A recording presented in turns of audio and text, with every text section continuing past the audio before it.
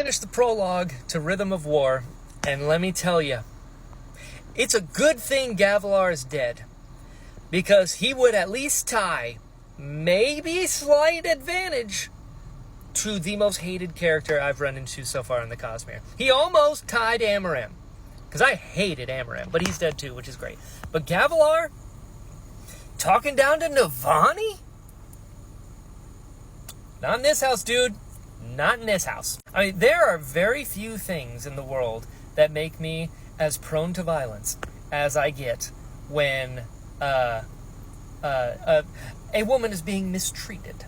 I get real upset. But he's gone. He's gone.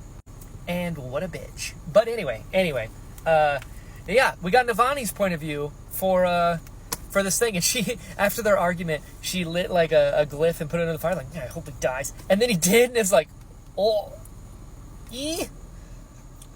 would that it were so simple, Navani. So it was mentioned that Yasna was almost forced to marry Amaram. It makes that scene even better when she's like, give me a reason. The best. And now Yasna's queen. Just beautiful. And did I hear correctly that Nin, he was there too? And they mentioned that Gavilar had like new friends, but didn't mention their names or anything. So like, if they don't have names, or if they didn't give their names, how did they get so close to Gavilar? Is a question that I have. Also, the spheres, he had like special spheres, and they were gone when Navani checked his body afterwards. That was pretty wild. And he mentioned a box. He said the box allows travel. Do I know what any of that stuff is? If I do, someone remind me in the comments. If I don't tell me shit. But yeah, what a way to start the book. Brandon Sanderson, you started me off angry, but we're good. We're good because he's dead. And you know what? That's what he gets. Okay, so listen, I'm already on chapter 6, and let's do some catching up. First things first, I love this. I love that we're just right in the middle of the action. It's kind of wild that there's been a time jump because a lot has happened. Also, we're getting Liren POV chapters now. That's pretty cool. I like that. I don't know how I feel about like continuously adding more and more characters because I'm just going to get way more confused. But Liren I'm cool with. Especially because he's out here harboring fugitives. That's great. And so like the Parshmen are now called Singers, and they were looking for Kaladin, which is interesting. And then they're like moving through the crowd and everything, and then Kaladin had his little, Luke Skywalker reveal moment of like, oh, they're looking for Kaladin, I wonder where he is. And he's like, what up? And immediately just starts fighting him. That was awesome. But then he got stabbed in the neck like a bunch, like Gerard Butler and Law Abiding Citizen just like got him. Yikes. And then we got a Vale Shallan chapter. And it's interesting how, like, I guess enough time has passed to where she's all three all the time. And she can just, like, rotate the lens like an optometrist as to what we're looking at. But she wanted to get drugged or kidnapped. And then she did. And the Sons of Honor is this, like, new cult that's run by Ile, Sadius, his widow. And I guess Amaram was also a part of this because Amaram was all about the heralds and everything else. But yeah, it's like a cult to bring back the heralds, and they call Ile like she's the rightful queen. Please, Yasna's been queen since before she had the crown, if you know what I'm saying. I did like Kaladin's sort of Captain America moment with the Parshendi or the Voidbringers or whatever the shit you want to call them now. The Fused. There's Brandon Sanderson, there are too many names for these people. I'm just saying. But I like that sort of elevator Captain America moment of like, you guys really want to do this? Are you sure? And they're just like, yeah. And he's like, all right. And then they just start fighting. Cool. And then, come to find out, Lynn and Kaladin, I guess, were a thing. And in the middle of the battle, everyone's like checking in on him, be like, dude, you all right? And he goes, yeah, why? And it's because of the breakup. They were checking in on him. But at the end, Kaladin mentioned something like, he didn't want to take it farther for whatever reason. So, like, were they a thing and now they're not a thing? Or were they gonna be a thing and Kaladin just never pulled the trigger? Whatever that is, an interesting development that I did not see coming. Also, another thing I didn't see coming was Kaladin acknowledging that he's a Bright Lord. And he's like, yeah, I mean, listen, I can't fight it. Look at my eyes. That's what I do. And there's like, the Radiants are like back, that's another crazy thing with this like time jump is there's like 20 Windrunners and there's like a dozen Edge Dancers, which I love that Navani has her own ship, like essentially airship flying platform now. Like, what an entrance. And then the Edge Dancers all come out and all the Edge Dancers are like cool sliding stuff, and Lift just like trips and like hits a wall. Incredible. But she grew a foot. Not grew like an extra foot, but she grew a foot taller. Interesting. Also interesting, Dalinar can like replenish Stormlight. Like, he's like a walking perpendicularity. Like, he can just, let's do this, and just refill people. That's crazy. But also very cool. And I imagine incredibly helpful. It's like, they're all playing. I've never played League of Legends before, but I imagine it's like League of Legends where they send the Edge Dancers in, and then the Windrunners are fighting, and then Dalinar's over here like healing people left and right, and like, shit's crazy. So then Mraize sent Vale to investigate the Sons of Honor cult. But wasn't Mraize like sitting at the right hand of Elay Sadius? Right? Am I misremembering? I'm pretty sure that's what happened. So, if she's like the leader of this cult, why is he sending Shallan Vale, Valan, Shale? Why is she there if Mraize already if he's at the right hand of the woman who's in charge? I don't know. It was really funny that they were like, okay, you're going to have to swear an oath. And she's like, okay. And she swears the oath, and they're like, see, if she was a Radiant, this would be a real problem. So funny. Because her whole thing is based on lies. And she's like, yeah, no, I can lie all day long. This is kind of my jam. Fantastic. But they mentioned that there's an informant for them in Dalinar's court. Don't like that. Don't like that at all.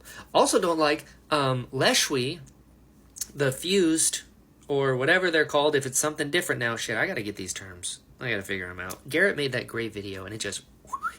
but Leshwi's spear, it said it was lined with, like, a silvery metal, and it blocked, like, shard blade attacks?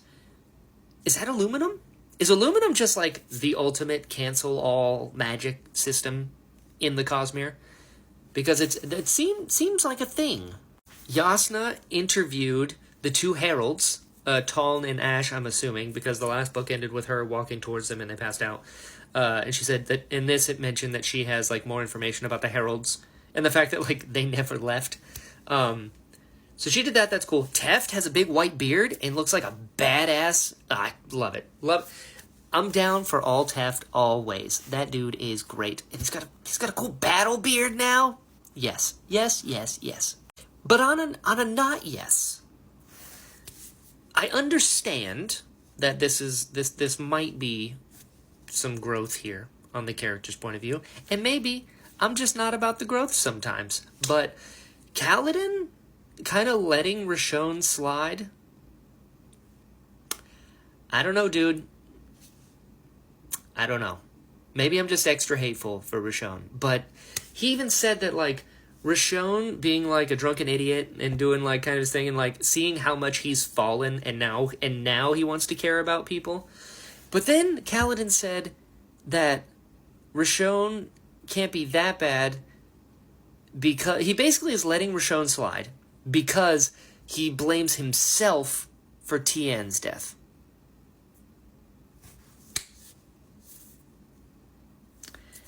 Listen. This is something that, like I have mentioned in the past, this is an ongoing issue with Kaladin for me, is he blamed himself for Tien's death, even though it was not his fault at all. He literally did everything he could to be there for him. He enlisted with him. He was trying his best to fight with him and take care of him. He just didn't get there in time. But he was trying his best. There was nothing he did wrong. It was just a thing that happened. Elhokar's death, I was very surprised in hindsight, that Kaladin didn't beat himself up over that. Because that... Listen. He is way more responsible for Elokar's death than he is for Tien's. He taught Moash how to fight the way that he fought. He also, in the middle of the fight, stopped for a second because his friends were killing each other and he froze. And then Moash killed Elokar. Listen, if Kaladin was blaming himself for Elokar the way he blamed himself for Tien, I'd be like, yeah, no, that makes sense. That was on you, dude. Not 100%, but a pretty good amount. So the fact that he's like, well, I can kind of forgive Rishon because, I'm also responsible for Tien's death. I was like, are you though? Are you? I get that it's his brother and he feels responsible for it, but also, that was kind of your king and it was your job to protect him and you didn't. I don't know. It was just really interesting, this sort of blaming himself for so long for Tien's death, even though it was not his fault, and then not blaming himself for Elokar's death, seemingly at all, and then going back to Hearthstone and not blaming Rishon anymore because he's like, well, I'm also responsible for Tien's death. Shit, no, you are not, dude. 100% Rishon's fault. 100%. And so, hey, you know what? Maybe Kaladin's just a better person than I am because Rishon can catch... I almost said it and it got banned again, but I didn't. But Rishon...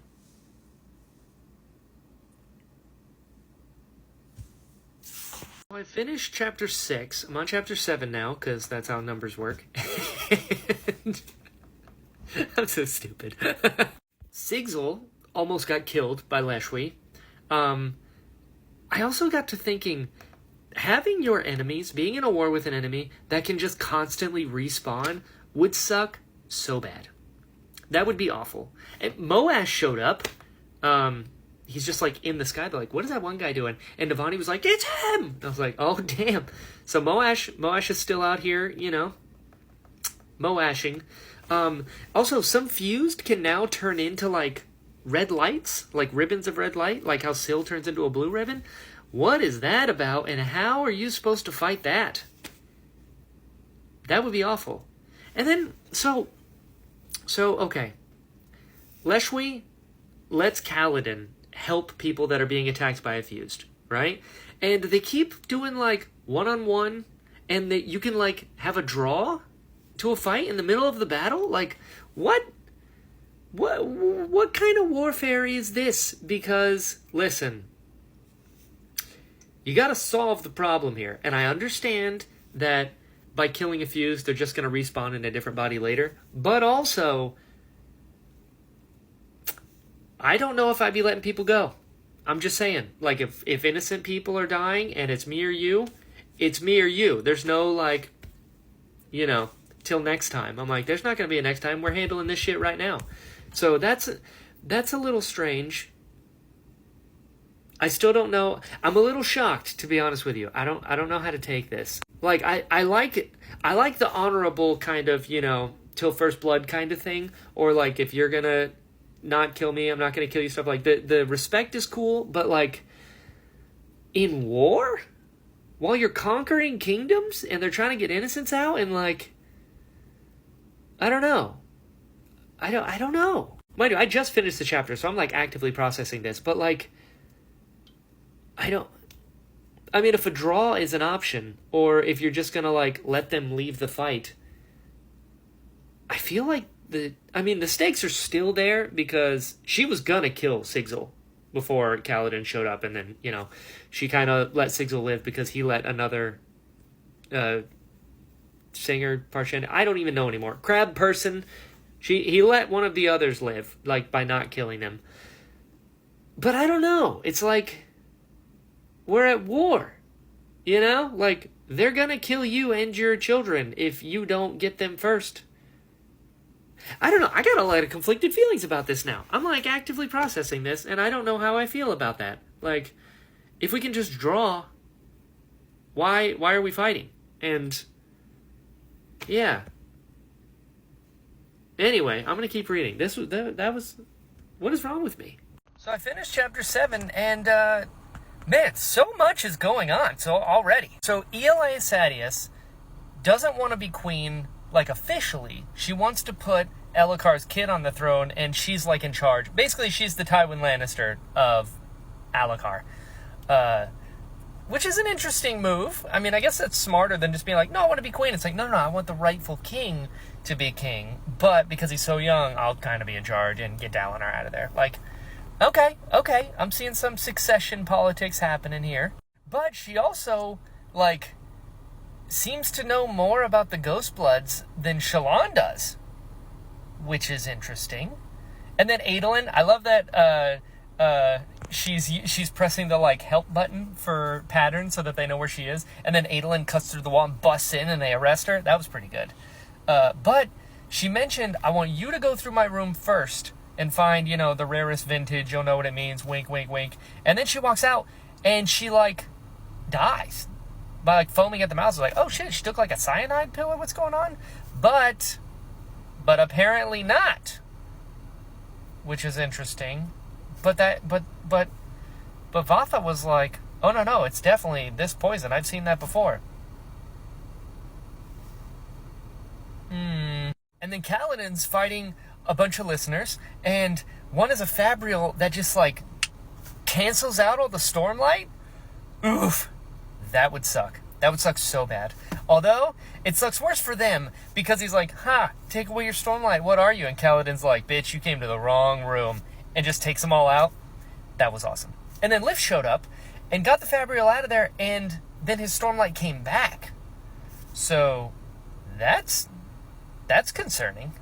But it seems like that it only takes the Stormlight away when you're near it. Kind of like that, like, what was it, like the Orb of Stupid from SpongeBob? Where, like, if you're in the vicinity and it's on, it takes your Stormlight away, but if you get away from it, it comes back. But either way, yikes. I did love that the one they were all fighting, and the one, like, turns into a, like, stream of light, and Kaladin just, like, gets it beforehand and was like, oh, cool, that works. So, yeah, but so much is happening already, and I'm only 8 chapters in. So, what is this book going to be? Whew. I just finished chapter 8, and what a roller coaster that was. So, Moash killed Rashon, which, listen, okay, listen, I don't want to make anybody mad, but I also have to be honest. First time, Moash showed up and he's like, oh, hey, Kaladin, killed Rashon. I was like, damn, this dude is cleaning up. Good for him. That was my initial, all right? Stay seated. And I was down with that, because, you know what? Rashon is directly 100% responsible for Tien's death and his grandparents. Now listen. If anyone was responsible for the death of my little brother or my parents, I'm going scorched earth. I just am. I'm sorry. Something like that, I can't get over it. I just can't. Now, I understand you're like, oh, but he's better. He's trying to help people. I'll be completely honest with you. If somebody was responsible for killing my little brother, I don't give a shit if they became a humanitarian. The bill is up. Maybe I'm secretly a skybreaker at heart. I don't know, but it's on sight, dude. So, at first, yes, I was like, good job, Moash. But then the whiplash came, and I've had some people ask me, like, is there anything that Moash could do to, make me... I wouldn't even say I like him. I just respect the moves. But somebody asked me, like, what would it take for you to turn on Dalinar? And my response was, like, if he hurts Dalinar, if he goes after Dalinar, we got some problems. But Moash trying to convince Kaladin to kill himself, that's too far. That's too far. I don't care how metal you are, dude. That's too far. Did not like that at all. And at first I was like, whoa, does he actually, like, is that Moash there? And he actually cares about Kaladin? And he's like, hey, listen, this is justice for Tien, right? So that was my initial thought. Because he was making a little bit of sense there. But when he started talking about telling Cal to just end it for himself, I was like, oh, no, I take it back. Never mind. This is too much. Not good. But it made me think, like, yeah, like, is that Moash talking? Or is it Odium talking through Moash? Because he even said, give me your pain, which is what Odium says to everybody to kind of, like, take control. So is Moash just like a pawn in this, in the same way that like the Blackthorn was? Maybe? I don't know. And then we got, while he's saying all these things and he just like surrenders, he's like, yeah, take me in, what are you gonna do? Then we get this flash of light, and then we see this like alternate version of Moash where he's like in the Colin blue and he's protecting people and he's like a full-on radiant, and then he's like and starts slashing and stuff, and then Renarin runs in the room. Did Renarin do that? Like, can Renarin like give people visions of alternate futures? Is that a thing he can do? Because if so, well done. Well done. That was good, dude. That was good. But I am very, very interested to see where things go with him, because, I mean, I feel like he's being used. Like, he's like the perfect tool for Odium, you know? In the same way that Dalinar would have been the perfect tool. But Moash really went into it. So, yeah, what are we doing here? Very interested. Also, Shallan, she, found some Shin clues. Was like, the wine was a Shinovar wine that tastes terrible, and then they found a map that was Shinovar. So I guess Shallan might be going to Shinovar. Huh. Okay, alright. I finished chapter 10, and let's do some catching up first. First off, there are hundreds of Windrunners now? Like an entire army of them? That's awesome. That is awesome. Speaking of awesome, Teft. My dude, my favorite bridgeman. I adore this man. He's so cool. I love that Kaladin is like sitting in his feels after what happened with Moash, and this other Windrunner just said her third ideal, and Kaladin is like, I don't know, and Teft is like, hey, get up. She needs to see that you're proud of her. It's really important. You don't get to have your feelings right now. I love that. I love mentors that, I have a soft spot for mentors personally, but I love mentors that, like, don't let you get away with stuff like that, you know what I mean? Like, that's how you become a better man, is somebody else being like, hey, come on. And it's Teft. Teft, I adore that guy. Then we get Navani finding a Spanreed gem waxed underneath the table. First off, who did that and whatever, but she starts using it. And, well, actually, before that, she said a quote that I absolutely love, because I'm also wired this way, and my wife has said this about me, but she said, you never got half of Dalinar Kholin. When he put his mind to something, you got the whole man. I'm wired the exact same way. It's actually a real problem for me, and I think it's an ADD thing, but my last name is completely ironic. There's no balance to me at all. I am all or nothing always. Case in point, I started reading some books back in January, and now I have these. It's just how I'm wired. And finding that Dalinar's that way too, I love that. But anyway, this person talking to Navani, she calls her a monster, which is interesting and bold. And she said she wants her to stop capturing Spren. And then she also said that Honor Spren can't be trusted anymore, and that this was like her final warning. What is that? And then Shallan found a thing that mentioned Nalthis, Scadrial, Taldane. What sort of world hopper told Ela Sadius some other stuff? Because also, she said that Thydakar is I don't remember, the leader of the Ghostbloods? Like, higher than Eatel?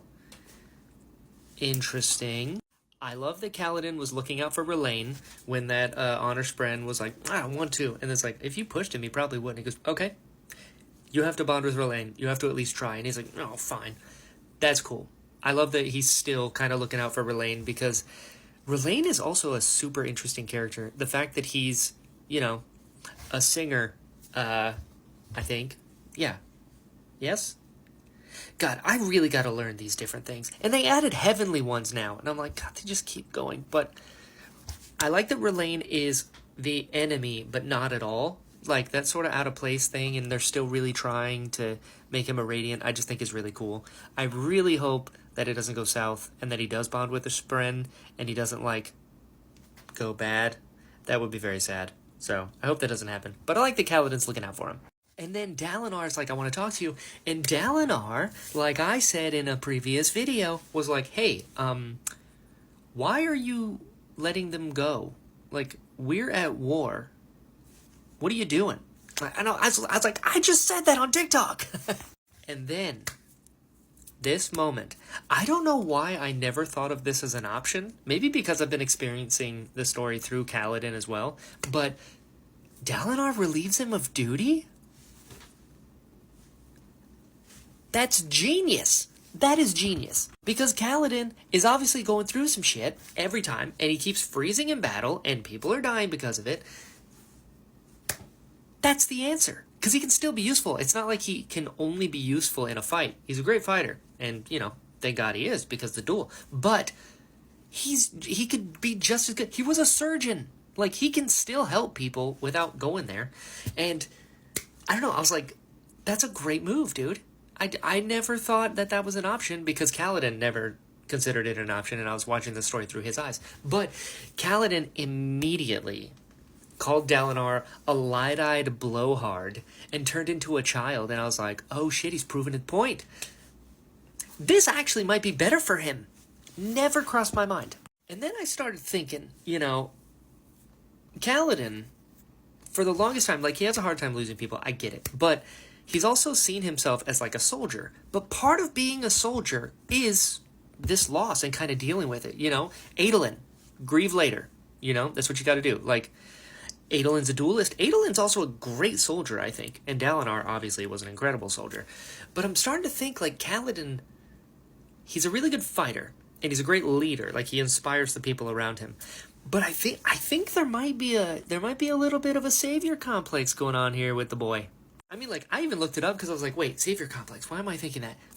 Listen to this. So, a savior complex, also known as white knight syndrome, is a psychological construct where individuals feel compelled to help others, often to the detriment of their own well-being.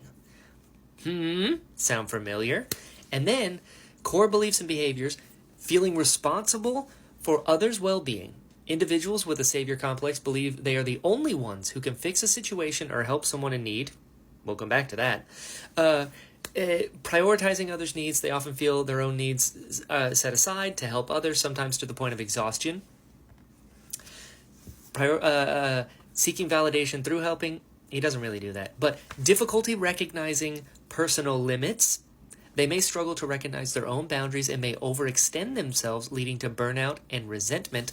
May have a history of childhood trauma. In some cases, the savior complex can stem from experiences where they felt powerless or had to take on adult responsibilities as children. That is Kaladin Stormblessed. So honestly, given everything that I know now, given this current avenue that Dalinar's like, hey, this is a promotion, you're still going to help. This happens to soldiers all the time when they lose enough people. I think being on the battlefield may have been the worst thing for Kaladin. Like, personally, the worst thing he could do to himself, because he keeps putting himself in this position. It also, now that we're on this topic, I never thought about it this way, but it is also kind of not a good look on your men. Because you're saying, like, what if people die? It's like, well, they're gonna die if I'm not there, right? So, I don't know, you gotta trust your men more, Cal. Like, I have full faith in Teft. And honestly, all the Windrunners, like, they're killing it. They're out here fighting Fused and Heavenly Ones and whoever the shit you want to call them. Like, the Windrunners are awesome. Bridge 4 is awesome. You know? So, yeah, to think that without him, everyone's going to die was an interesting thing that I had never considered before just now. And now that he's being relieved of duty, I think it's actually the best thing for him, probably. I mean, we'll see what happens, but wow, this video got really long for no reason. Anyway, onward. So, I just finished chapter 11, and that was real good. That was it. I did not see any of that coming, and I'm still kind of wrapping my head around some stuff. For instance, I am determined to learn this Parshman stuff. I got notes, assuming that they're correct. So, I realized one of the reasons that I'm getting so tripped up is because I learned about them from the humans who don't really understand them. You know, I was calling them Voidbringers forever, but the Voidbringers were the humans, so Brandon Sanderson, why do you have so many names for things? Anyway, so, correct me if I'm wrong, because I'm really trying here, but my brain does not want to accept this information. So the Parshmen are the singers. That's who they're talking about. The Parshendi are the listeners. So the listeners were the Parshmen who were in the Shattered Plains, which are the Parshendi. And then the Regals are the, like, singer equivalent to a Radiant. Well, I guess they have one surge instead of two. But anyway. The Fused are reincarnated singers from, like, 1,000 years ago, and they've been around forever, and they just keep body hopping into Parshmen. And then Heavenly Ones are the singer equivalent to a Windrunner, or close to. I know they only have one surge instead of two. But, yeah, I'm confusing myself already. I hope that's right. I don't know. Anyway, Chapter 11. Vinley's a Knight Radiant, but not a Regal. How does that work? And they call her the last listener, which I'm assuming means she's the last Parshendi from the Shattered Plains. Like, all the rest are wiped out, I think. Anyway, she's a Knight Radiant. How did that happen? Why did that happen? What's going on there? This does mean that Relaine could become a Radiant. So that's pretty cool. But a little confusing as to how that's possible or wanted, but I'm excited about it. I'm guessing it probably had something to do with that, Void Spren, I guess, when they found Eshonai's body, being like, oh, take it, it's cool. And she's like, what? That's my sister. So maybe that is where it started. Anyway, so Venli's talking about those loyal to the Fused are unlikely to join her. And at first I was like, oh shit, is she a spy? And I was like, wait, was she talking to Navani on the span read? But then I'm like, wait, she definitely doesn't know how to read or write. I would assume. Maybe I shouldn't assume. Beside the point, she's starting her own little group of dissenters, being like, you know what? This war is going to be forever. It's terrible. We need to get, I guess her ancestor also left. I don't know. I just thought it was cool having a listener, because singer. I'm sick of this. I'm gonna be honest. I'm calling them Parshmen. I'm sorry. I'm a human being. I'm doing it. Having a crab person not want to be in the war and dissent and just go live in peace. I respect that. I also keep forgetting that. Oh shit! I might have just figured it out. Wait a second. Okay, hold on. I was about to say, I always forget that Odium is from the human beings, and he came with them. So, the crab people, I'm just calling them that now, the crab people's god was honor. Honor was theirs. But, so maybe, maybe that's how she does it, is because their god is honor. I don't know, I'm missing too many wires. Anyway, it's cool that she's dissenting. It's cool that she's able to also be a Radiant, but I'm very interested to see if there's any jumping ships in this. But now I'm just confusing myself. I read Chapter 11, I'm on to 12. So I'm a little into Chapter 12, and I gotta say, I'm loving this. I am loving this. I don't know if it's because I've experienced this part of the story through Kaladin, that I never realized these were options, or like he never thought that they were options, or he just denied that they were. But the fact that everyone around him is like not allowing him to wallow, amazing. I love that. Like he goes to his room and like has a mini breakdown, which, not great, but hey, sometimes you gotta let it out. Syl went and got Adolin? Amazing. And he's like, I want to be left alone. He goes, yeah, I don't care. Come on. Like, I love that. How did I not know that this was an option before then? I was like, oh shit, well, Kaladin's gotta go, be by himself and do a thing. It's like, no. Friends don't leave you alone with that kind of stuff. And Adolin's the best. The fact that Adolin was like, yeah, you want to be alone? Look me in the face. Swear an oath to me saying you need to be alone tonight. That's what I thought. Get out of here. We're going drinking. Like, what? What a pal. What a pal. I love this.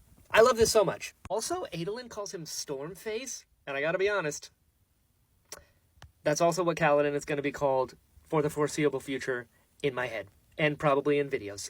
I'm just saying, it's perfect. So I'm now in chapter 15, and we got to catch up on some stuff again because a lot keeps happening. And by a lot, I mean like we are all over the place. We're happy, we're worried, we're sad. There's a lot of shit happening. So going back, Adolin drinks with his men against other leaders' advice. Again, love him. Adolin, my boy. But Rock basically said goodbye to Kaladin. He's like, I got to go back home, because I picked up the shard bow. And he chose to save Kaladin's life, and in turn might be executed by his own people. Like, to the point where he straight up told Kaladin, like, I'm not going to see you again in this lifetime. What? I don't like that at all. And he did see Hoid and was like, that's a god. And he's like, that's not a god. He goes, oh, you airsick lowlander. It clearly is. Honestly, I believe Rock. I think Hoid is a lowercase g god equivalent of something. And I stand by this theory.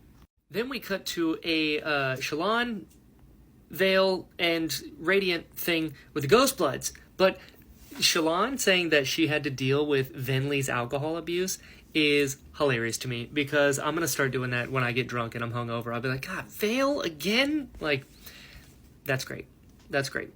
But they mentioned that the only stable access point to Shadesmar is at the Horneater Peaks, and they're like super protective over it. And the Ghost Bloods want to control interplanetary trade through Shadesmar, right? And so they said that invested people can't travel far from their own planet. But then, how do world hoppers do it? And like specifically Hoid, because Hoid, once again, Mr. Secret over here, Hoid used allomancy on Roshar, on Shallan when she was young. So if you can't use the power far from the place where you got it, how is he able to use allomancy on Roshar? Also, Thadakar, if that's how you pronounce it, the leader of the Ghost Bloods, according to Mraize, says he wants to gather and transport Stormlight. Now, I'm not going to say it out loud because I have a few friends who are probably going to watch this that have not read The Lost Metal. Is Thadakar another name for who I think that is? But anyway, and then he also mentioned that Gavilar wanted to become like a herald, and he had Void Light? Okay, whatever that means. But then they send Shallan on a mission into Shadesmar at the home of the Honor Spren, which is interesting. Okay. His name is Restaris, and he's the leader, maybe even founder of the Sons of Honor. And he's in the home of the Honor Spren, which I'm just now putting together if he was leader of the Sons of Honor Spren. And he's like the only human there. What is he doing there? How did this happen? Are the Honor Spren in on bringing honor? Like, what? And then we cut to a Venli chapter. And for some reason, this, like, fused council, which, by the way, there are 30 fused. That's crazy, and that sucks so bad for anyone against them. But the council, for whatever reason, reminds me of the Skeksis. I don't know why, but the whole time that they were talking and going back and forth and, like, their voices, I was like, this reminds me a lot of the Skeksis. And then they mentioned Taravangian is like their guy on the inside. Taravangian is the guy that is in Dalinar's court. That's of the enemy. Oh wait, am I getting shit mixed up? Because Taravangian, I know is working with Odium, but there's supposed to be another spy. Wait a second. There's supposed to be another spy that's like a Ghost Blood spy or not Ghost Blood spy in Dalinar's court. Am I mixing this up? Because this reminds me a lot of Words of Radiance. I think it was Words of Radiance, where it's like there's the Ghost Bloods trying to assassinate people, but then there's another group of assassins trying to do the same thing, and that got confusing. Am I crossing wires here? And then Moash is there in the council when they're talking about, like, Kaladin, because everyone's after Kaladin now. And he was like, well, what about Stormblessed? And they're like, why are you talking? Interesting. And they're talking about invading Urithiru. Didn't they already do that? When Taravangian let him in through the Oath Gates? Right? Am I wrong? Is that a thing that already happened? They're just going to try again because they have a new way to, like, stop the Radiant's power with, like, that thing that stopped Kaladin and Lift's powers? Ugh, the plot is thickening.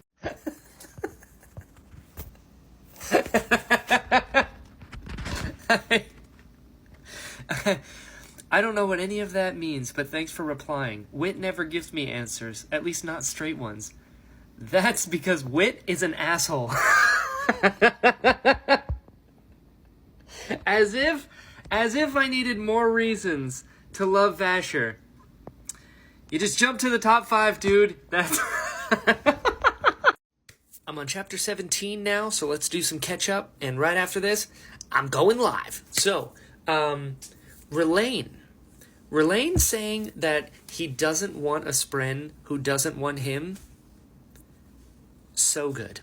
So good.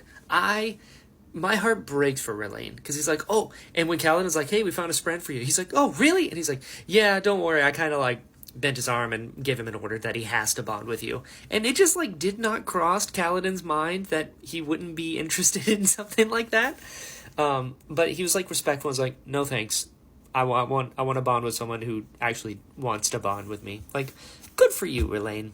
And then the Vasher stuff. I mean, you guys saw when he called Hoyt an asshole. I was like, this guy's the best.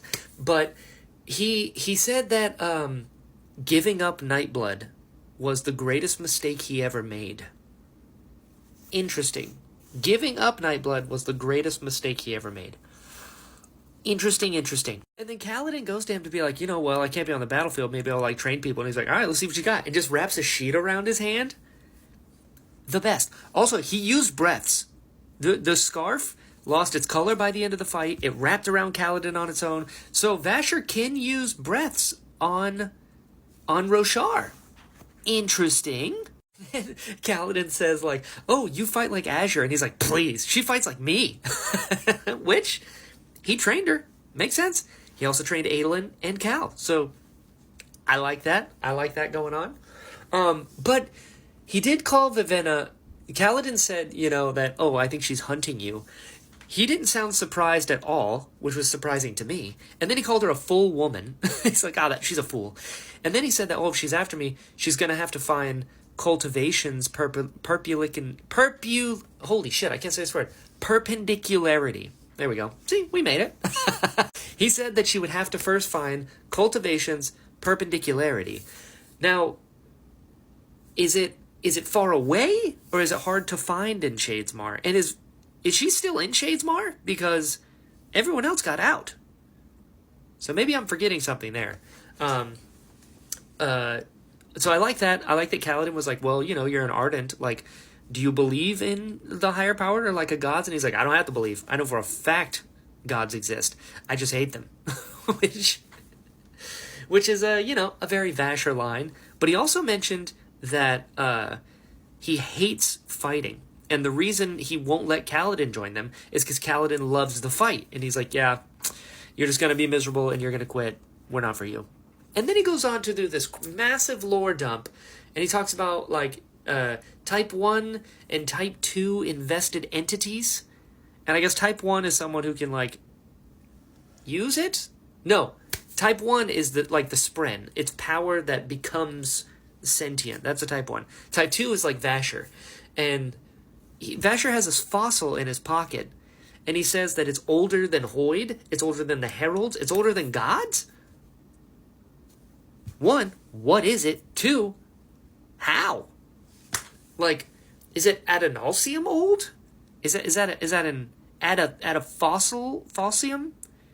What's going on there? And Vasher said that his soul has been replaced, which is interesting. And then I remembered he's a returned. So that's like someone who's died and then comes back, but they're not. He says like they're not themselves. They're like a copy of themselves. And I was like, oof, too much, dude.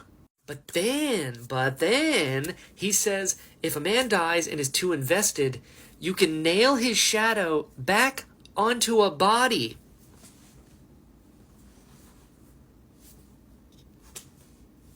What?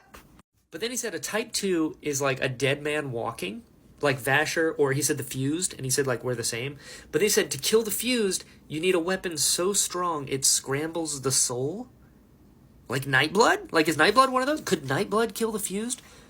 Because that would be wild. And kind of cool.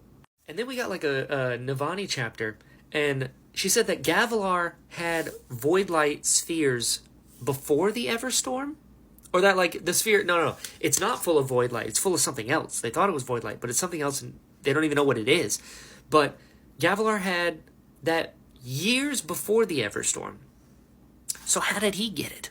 Where did he get it from? Why did they give it to him? What's going on there? Also, Zeth is in a jail cell. Fair. I like Zeth a lot. I think he's a great character. It's cool that he has Nightblood now. It's even cooler that he swore an oath to Dalinar. I get it. Especially for Navani. This guy killed her husband and almost killed her next husband. And yeah, Zeth is dangerous. I get it. I understand. But so Navani and Davinar. Whoa. Navani and Dalinar. I said Gavilar, Dalinar. These names are too similar. Anyway, focus, Brian. Navani and Dalinar, they know that Taravangian betrayed them, but they don't know that he's working with Odium? Yikes. I mean, on the one hand, that's actually genius, because if you admit, hey, I hired Zeth to try and kill you, it's like admitting to doing a tiny thing wrong when there's a massive thing wrong in the background. So they're like, oh, well, Taravangian, he tried to betray us one time. So then they're not going to be like, oh, he's also working with Odium to rule the planet. Like, well, not rule the planet, rule his people. Craziness. And this book is awesome. So we're going to keep going. But before we do that, if this little circle is glowing, it means that I'm live. And it's not going to be for long. But I just want to hang out with you guys. So see you in a second. All right, so I'm currently a little ways into chapter 19, but I was wrong. Dalinar totally knows that Taravangian is working for Odium, so he's just playing the long game, putting the cards close to his chest to be like, I'm pretty sure he's working with Odium because I think that was a distraction to get the Honor Blade. And I'm like, okay, good, he does know. I love how much of a tactician the Mink is.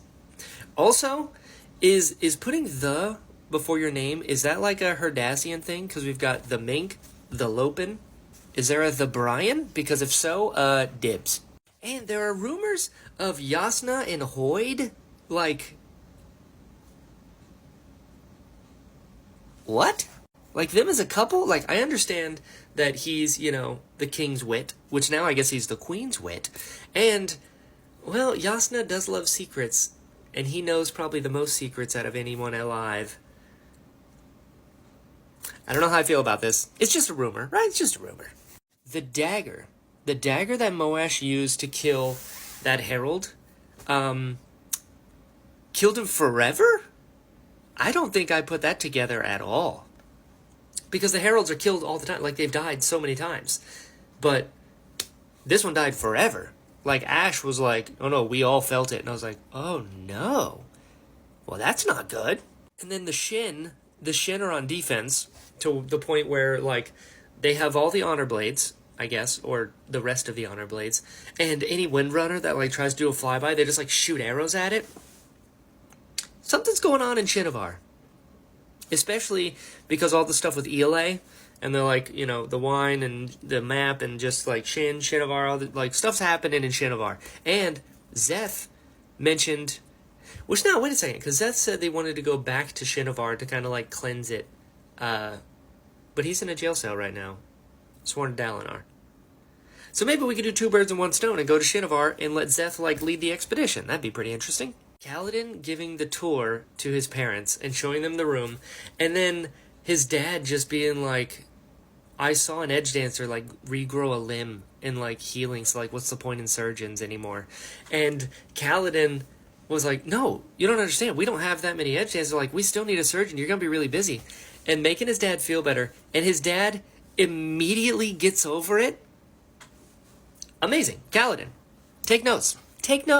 I love that they're both in that situation where, like, the thing that they thought they dedicated their life to is no longer an option, so they need to, like, pivot and change. But his dad was like, okay, I guess I just gotta find something else. And he's like, no, you can still do it. And he's like, oh, okay, cool. But then he's like, I'm gonna be a surgeon again. And his dad is so happy. And Kaladin is not. It's I'm interested to see where this goes because Kaladin is really good at like surgery and stuff. Like his dad trained him really well, and on the battlefield he knows how to sew up wounds and do all this thing. Like Kaladin's equally as useful as a fighter as he is a surgeon. So it's like there's something else up with Kaladin. Like I don't mean to keep harping on this, but the idea that helping someone as a surgeon is less valuable than helping someone or protecting them on the battlefield is pretty wild to me. It's like, do you want to help and protect people? Surgeons actually save lives, like directly. Like you would die without them for sure. And the fact that he sees that as, not as, I don't know the word, like not as, I guess it's not as exciting in some ways, but I guess it'd be terrifying in other ways. I don't know. It's just, what's wrong with being a surgeon? Is it because his dad wants him to do it? Hold on. Is there something here? Is there some dad issues that I'm picking up on? Because if so, relatable. No, I'm interested to see where this goes because we're picking up stuff's happening. So I am on chapter 20 now. I finished the previous chapters and the interludes. Let's talk about them. Also, I'm wearing this shirt because it was a callback, and I like to party. So, there was a Navani chapter with a lot of science in it that went pretty much over my head. But she thinks that Taravangian was faking being stupid. Very interesting. Taravangian then saying that Dalinar is worse than he is for the world, and he has no guilt whatsoever about any of his actions. That is crazy. Taravangian is an incredibly interesting character, and so dangerous, because, like, when he's talking to his friends, and he's like, hey, this is what's going to happen, we're going to go here, they're going to take me prisoner, and they're going to execute me, but it's what's best for everything, and they're, like, really sad, and he goes, it's okay.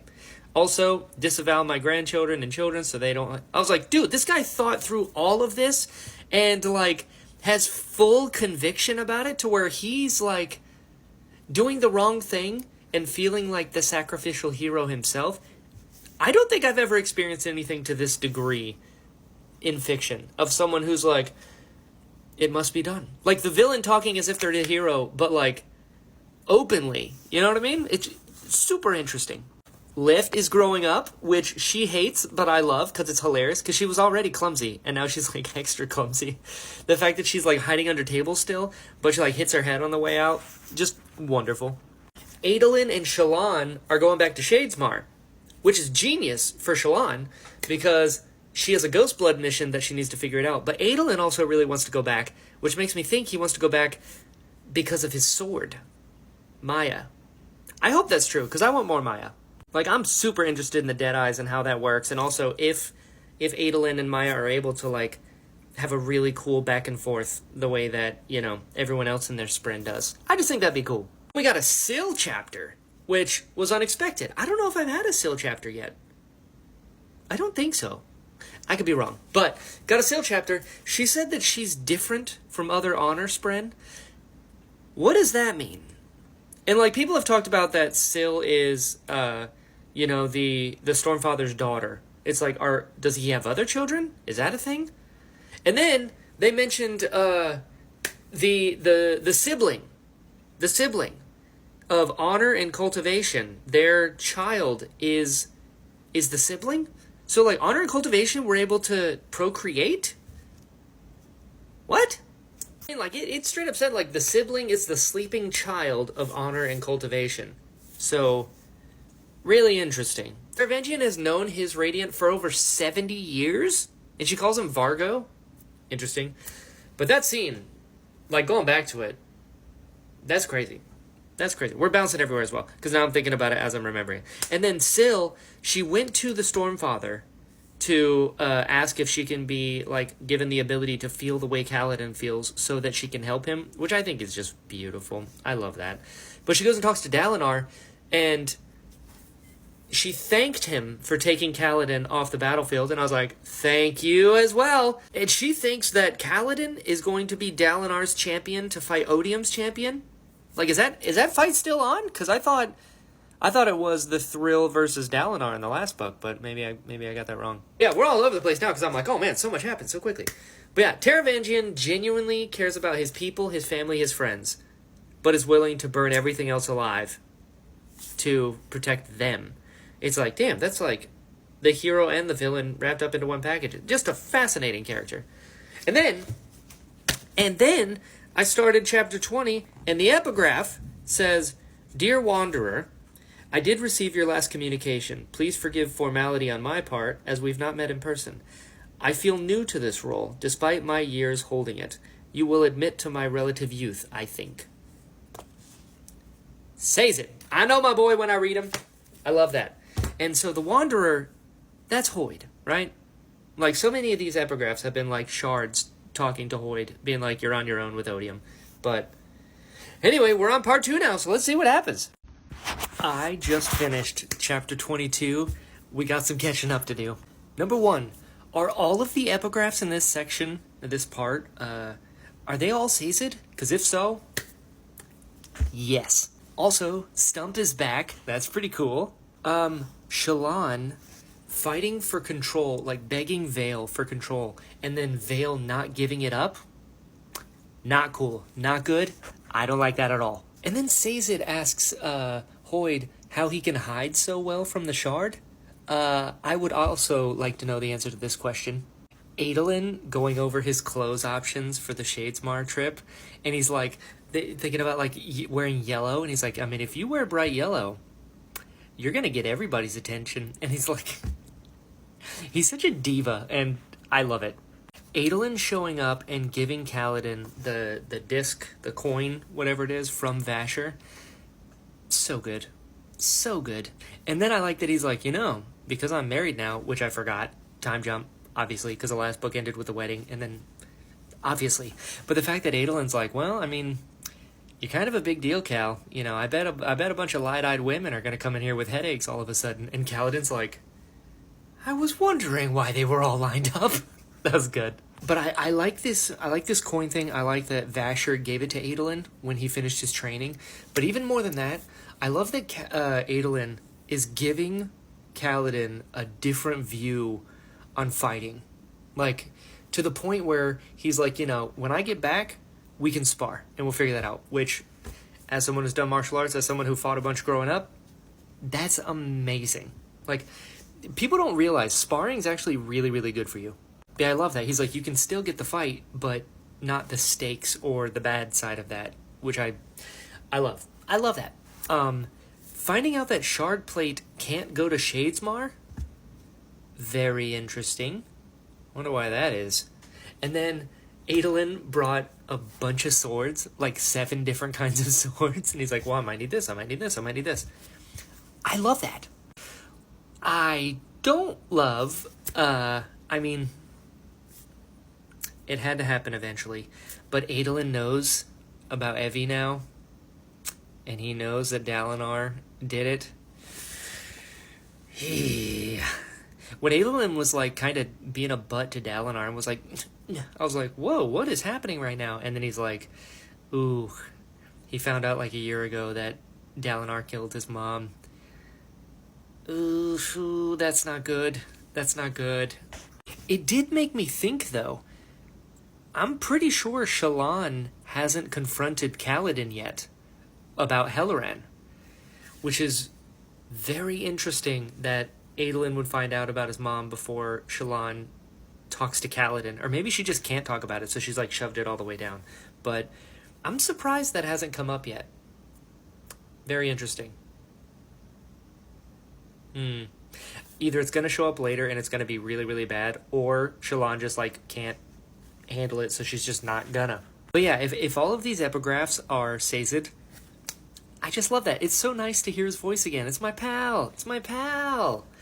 Adolin introducing everyone to Maya and introducing Maya to everyone is so just... It's so sweet. Like, Adolin is such a genuinely good dude. And it's really cool to have a character like that in Stormlight Archive. Granted, he's getting a little prickly right now because, now he has to deal with coming into his own and finding his own way to do things, and also trying not to hate his dad, even though the Thrill, we now know, is an unmade that was like directly influencing people to do things. And also, Dalinar did not mean to do that. I mean, he did it. He takes responsibility for it. But he didn't know she was there. You know, it's very, very complicated. But I like that Adolin is just a good dude, you know? Especially with Maya. And people are like, why are you doing that? He's like, well, she means a lot to me. You know, what a guy. What a guy. And then learning that Stump actually really likes Lift, but she doesn't want Lift to know that she likes her. And she, like, really loves that the kids gave her a nickname. It's so beautiful. Although, this is a pretty big group that we're traveling with, which has alarm bells ringing in the back of my mind that, like, there's no way this is gonna go well and they're all gonna survive this. Oh, and I don't like that. And also, the spy. There's a spy in the group, for sure, because Shallan opened her thing and was like, oh shit, this is not the way that I packed this. And it's gotta be the person, I forget the name already, the person who, there was supposed to be this person goes and they got sick and couldn't go, and then this new person, like right before they're supposed to leave. Convenient.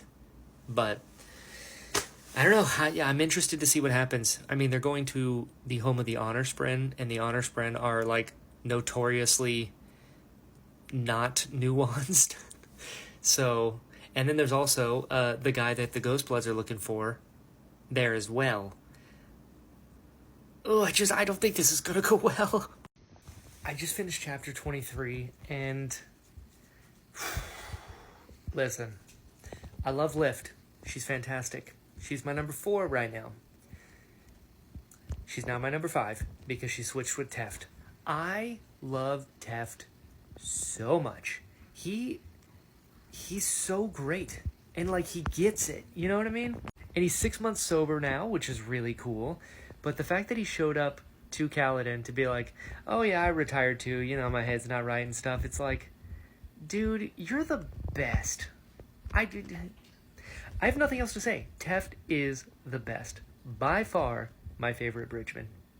I love this guy. So, I finished chapter 25. Couple things.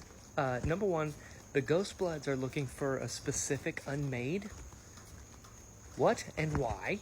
Secondly, Kaladin finding a guy who is severely depressed and him going in and, like, helping him out and stuff. I could read an entire book just about that. Like, see, that is helping people. That's something that Kaladin should be doing. Taking his damage and helping other people get through a similar damage that nobody else can really relate to. I'd read a whole book on that. I mean, like, yeah, it's not as exciting as, you know, protecting people on a battlefield, but it is just as important, if not even more difficult, to protect people from themselves or their own mind that's trying to destroy them, which he understands. That was just nice. That was nice. More of this, please. All right, I'm on chapter 31, so it's been a little bit. A lot has happened, and okay, let's catch up. 1, I noticed some of the cryptids are named after things that are, like, art-related. You got pattern, mosaic, motif. Interesting. Don't know why, but kind of cool. Vale calling Shallan out was great, but she clammed back up, and Shallan is, like, regressing. Like, things are not good with Shallan. I'm, like, genuinely worried about her right now. And whatever Navani is talking to on the span read is a Spren. Interesting. Even more interesting was one of the epigraphs from Sazed. He says, I've begun searching for a pathway out of this conundrum by seeking the ideal person to act on my behalf. Someone who embodies both preservation and ruin. A sword, you might say, who can both protect and kill. I'm not going to say it because some people here have not finished the Lost Metal, but I know someone who fits that description perfectly. Side note, Mraize is a title, not a name. Interesting. Also, because Shallan is, communicating with Marays above everyone else. I keep forgetting that Iatil is like the head of the sect of the Nightbloods, the Ghostbloods. So interesting. That's a title, not a name. What does that mean? Adolin ran into another Deadeye, and the shopkeeper said it was a recent one. So that's not good. Somebody's out here making more Deadeyes. But then Shallan, talking about this cube, she starts drawing it a ton, and then she talks about drawing the cube from when she was a kid, which I understand that her dad was a Ghostblood, so maybe the Ghostbloods communicate via these cubes, and something else there, but I don't know. Listen, whatever is happening with Shallan, it's really bad, because she is not, this whole book, she has not been herself. Which is so weird, because the last book ended with her and Adolin getting married and having this really sweet moment. But for whatever reason, she's not doing good. And I don't know what changed. I don't know why. Maybe I forgot, but I'm worried. All right, I'm on chapter 38 now, and let me tell you, Raboniel explaining surges to Vinley, in one ear, out the other. None of that stuck. So just throw it on the pile of Spren, crab people, and now surges. I don't understand half this shit. Though a question, if surges are from honor and cultivation, why are the crab people serving odium when honor was their god? Honor and cultivation were their gods first, and then the human beings brought odium. So what's up with that? Also, Adolin, Shallan, and the team, they've been at Shadesmar for 30 days? That seems like a long time. Shallan starting to think that she is the made-up personality? Yikes. I love that Kaladin is now the therapist. He's the guy that works at Wounded Warrior who goes and meets with the new patients. This is incredible. And then a Star Spren showed up, which, full permission, if there's any fan art of Star Sprens, I want to see them in the comments, because you're allowed to do that, and it's not a spoiler because I've seen one. Unless the art has a spoiler in the future, then don't show me those. But if there is one, I want to see it, and I'm too afraid to Google it. Adolin pulling a Legolas in the Gap of Rohan to, while Maya is riding Gallant, and he just grabs the front and side flips onto the saddle. I was like, I know this move. Note him getting stabbed a bunch by, people, but he's an honor spren. Why are they doing that? What did he do to them? What was the point of any of that? Adolin, my boy, facing down 20 people is so badass. What a guy. And immediately the first thing he does is blocks a spear and cuts a dude's head off to start the party. Whoo! Adolin's the best. Maya showing up to help Adolin, and they both kind of did their kata to, put some space and scare people. That was really cool. It would have been cooler if somebody hadn't spoiled it for me, a book ago. So it's a cool moment, but, I knew that moment was coming, so I was like, damn, this would have been neat. But still cool. And, the fact that Adolin is, roaring in combat, fighting a bunch of people, I was like, that's Dalinar's boy. That's his son. I love that. Pattern might be the spy? He got caught lying to Shallan/Vale? That can't be right. What? And then the honor spren show up to Adolin, and they're the worst. I'm going to be honest. I'm not a fan of honor spren. I'm just not. They're too rigid. They don't allow for humanity or nuance. I'll give a pass to Syl, because she's cool, and she's saved Kaladin's life a few times. Syl's cool, but she's also different than the others. But honor spren, by and large, they just seem like dicks. Adolin asking to be put on trial, to be you're blaming me for my ancestors, put me on trial. I don't deserve this. Power move. What a guy. What a guy. On the opposite side of that, Lirin talking to Kaladin, and Kaladin's talking about mental health, people just don't know what to do with it or any of that, and people like ourselves. And then Liren says, "Oh, don't include yourself, son. Like, you're not one of those." I was like, "Ooh, yikes! This is gonna come back, and it is not gonna be good at all." Ooh. And then on a Vinley chapter, some fused can like melt into the rock like Kitty Pryde from X-Men. That's crazy, and that would suck so bad to fight. And if you didn't know they could do that, that would suck even worse. You're like walking down the hallway and they pop out and get you. Nope. Also, something crazy's happening, and I feel like I should know what's going on, but it kind of caught me by surprise. So if I don't know what's happening here, somebody please explain it to me. If I'm not supposed to know what's happening right here, don't. But this is pretty wild. So Raboniel suddenly dashed through the center of the frenetic scramble. The others were all limbs and shadows, but she was somehow hallowed in the crimson light. Oh, it's haloed. Haloed by the crimson light of the Everstorm behind. Raboniel stepped directly into a spear strike, though when the weapon rammed into her, it immediately transformed to dust. Okay, but then it gets crazier. She sidestepped the soldier and approached a human woman at the side of the cavern. The woman was fumbling with a glowing ruby. You mean like a span reed ruby? Raboniel's thin blade, shorter than a sword but narrow and pointed like a spike, rammed up through the human woman's chin. Yikes. But here, Raboniel yanked her blade free, then turned back toward the soldier who had pulled out his side knife. She breathed out toward him, and something black left her lips, something that sent the man stumbling away, clawing at his face. What? I mean, there's something going on there. I don't know if I'm supposed to know what that is, but oof. All right. I finished part 2. We got some catching up to do. That rhymed. That was not on purpose. So in one of the epigraphs, Sazed, talking to Hoyd, says, "You rejected that chance, and wisely, I think." Hoyd could have been a shard, but he didn't? That is 2 interesting things. Now, this got me real stressed out when Kaladin thought Teft was having a stroke. And I was like, please, no. And then Kaladin couldn't lash his body, which was really interesting.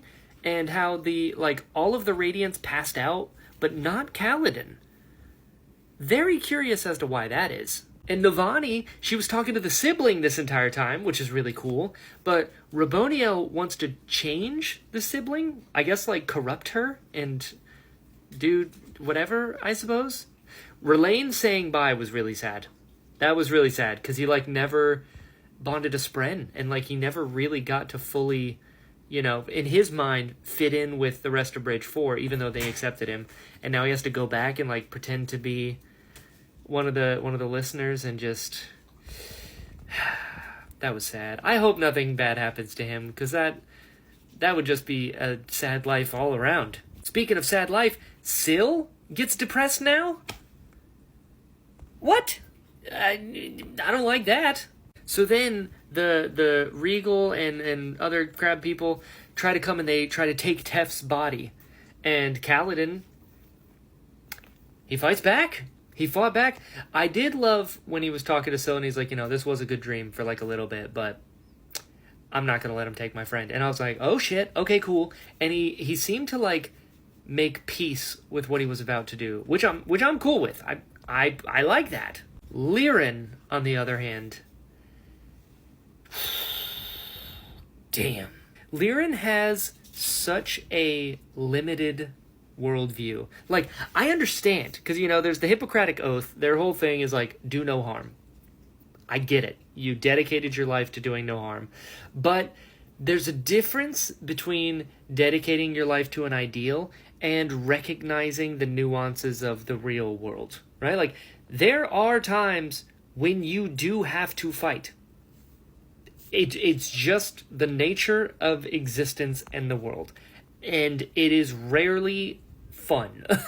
But to deny that entire side of yourself, to be no, we never need to fight, we never need to kill, I'm sometimes you do. Sometimes you do. And that just goes to show that Liren, why the fact that Liren was oh, well, because you killed him, now they're going to come back, and you don't know if they were going to hurt Teft or anything. It's listen, I'm with Kaladin on this one. I sure as shit would not have given him Teft's body.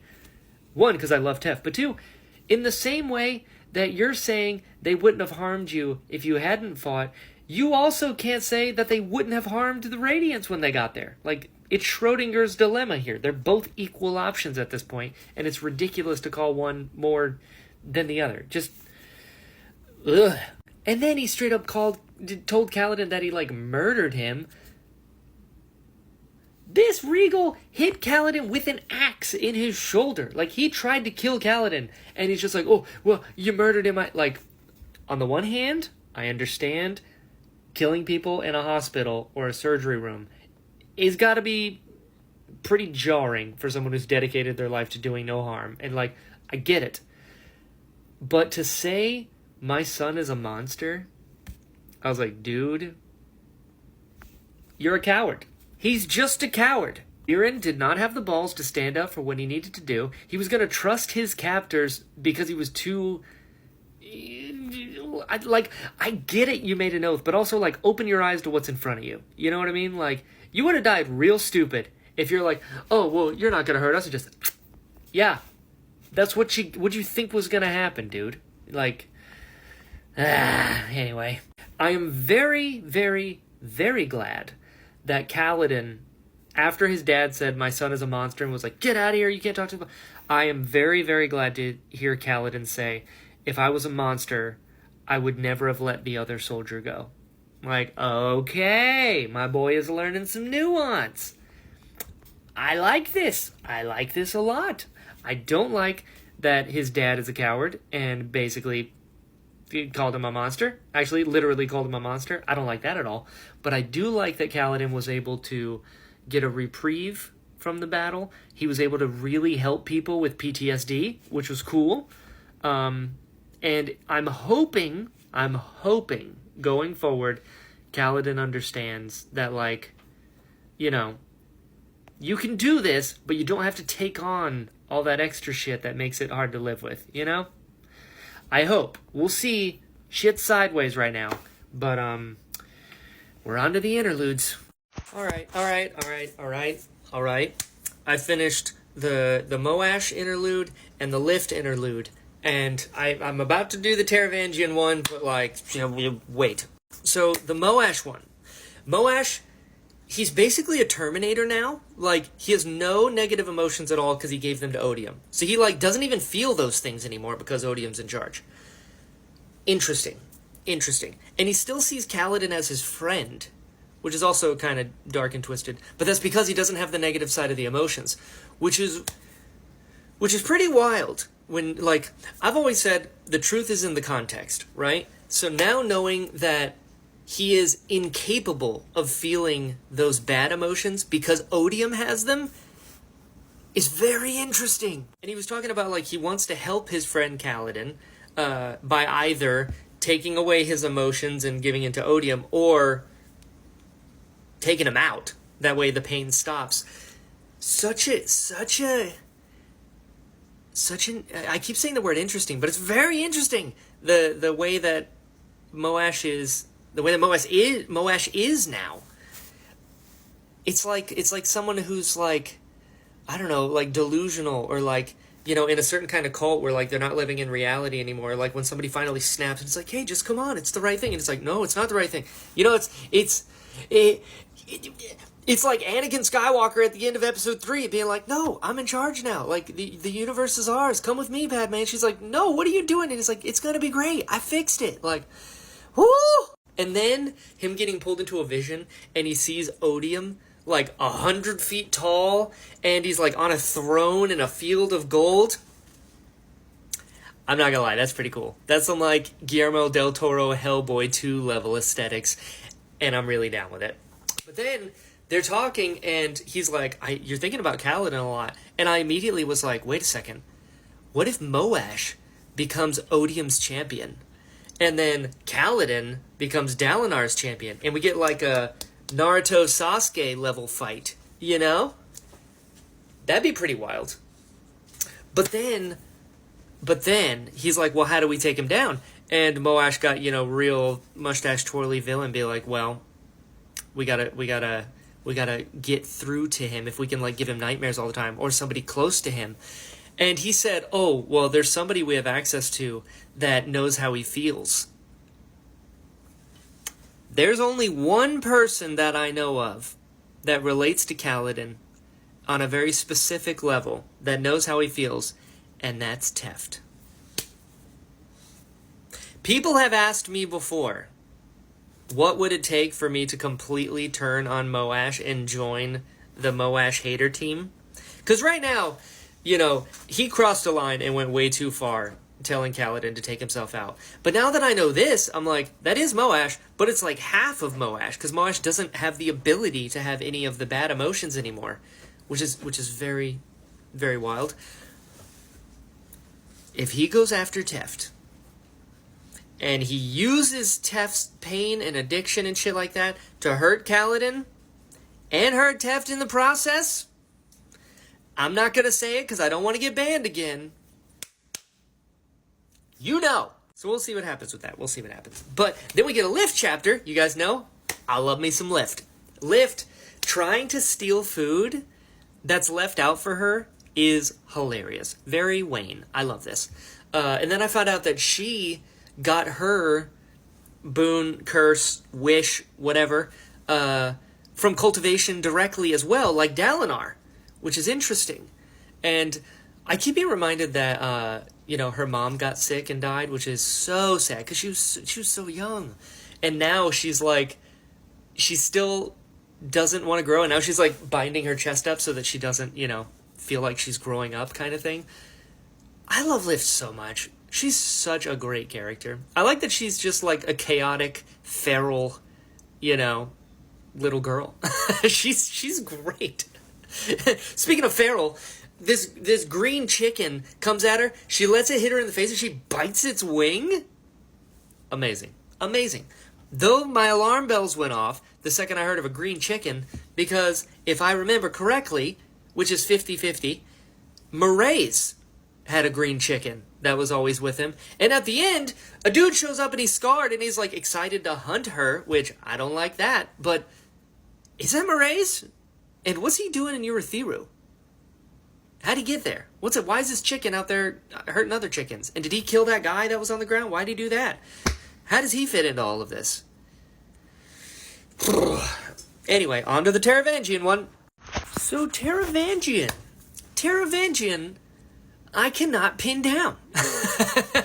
I keep thinking like, oh, he's like this ultimate evil person, but then I'm like, oh, well, maybe not. But this interlude had me bouncing all over the place. I'm like, how do I feel about Taravangian? One, he hasn't been smart in over a year. That would suck. That would suck so bad, especially when you know you're dumb and you're like, I just need a smart day. And you wait for over a year? Whew. And his boon and his curse are intelligence and compassion. But which one is which? And it's like the fact that you can't have both, and that's what it is. Like, his is the most, like, deal with the devil kind of, like, wow, you can't win for losing in this one. And also, he realized that Odium can be tricked by dumb Taravangian? I will say that this interlude here is the most human I've ever seen Odium so far. Which is wild, because Odium's like this big, evil force of hatred, this god that's killed other gods too. So it's like, oh, damn. But, I mean, he like, I don't know, this was the first time I've ever seen him, like, either outsmarted or, like, there's a very clear, like, chink in the armor there, you know? Very interesting. And then it's mentioned that no one can see Renarin's future. Huh. Why? Like, is Renarin the only Truth Watcher that I know of? And, like, is it because he's a Truth Watcher, or is it because he's Renarin? Like, is there something going on with Renarin that's different from everyone else? And, like, so much so that everyone close to Renarin is blocked from Odium's foresight. And now, I guess, like, Taravangian is a part of that for some reason. And that's why Odium thought Dalinar was going to be his champion, but he's close to Renarin, so he was wrong. So he can be wrong. And Odium is like terrified of Nightblood and Zeth. I like that. I like that a lot. I'm kind of hoping that, like, you know, I'm assuming that we're still going to do this whole, like, battle of champions between Dalinar and Odium. And, like, who's going to be who. Because in the last video, I was like, what if it's, like, you know, Moash, Vyre versus Kaladin? You know, and, like, that's the thing. But now it's like, if Dalinar picked Zeth, who currently, like, made an oath to Dalinar. What if he's like, hey, listen, I need you to go fight. I mean, Zeth is one of, if not the greatest fighter that I know of in Stormlight so far. And the fact that he has Nightblood and Odium is terrified of Nightblood. What if Zeth becomes Dalinar's champion?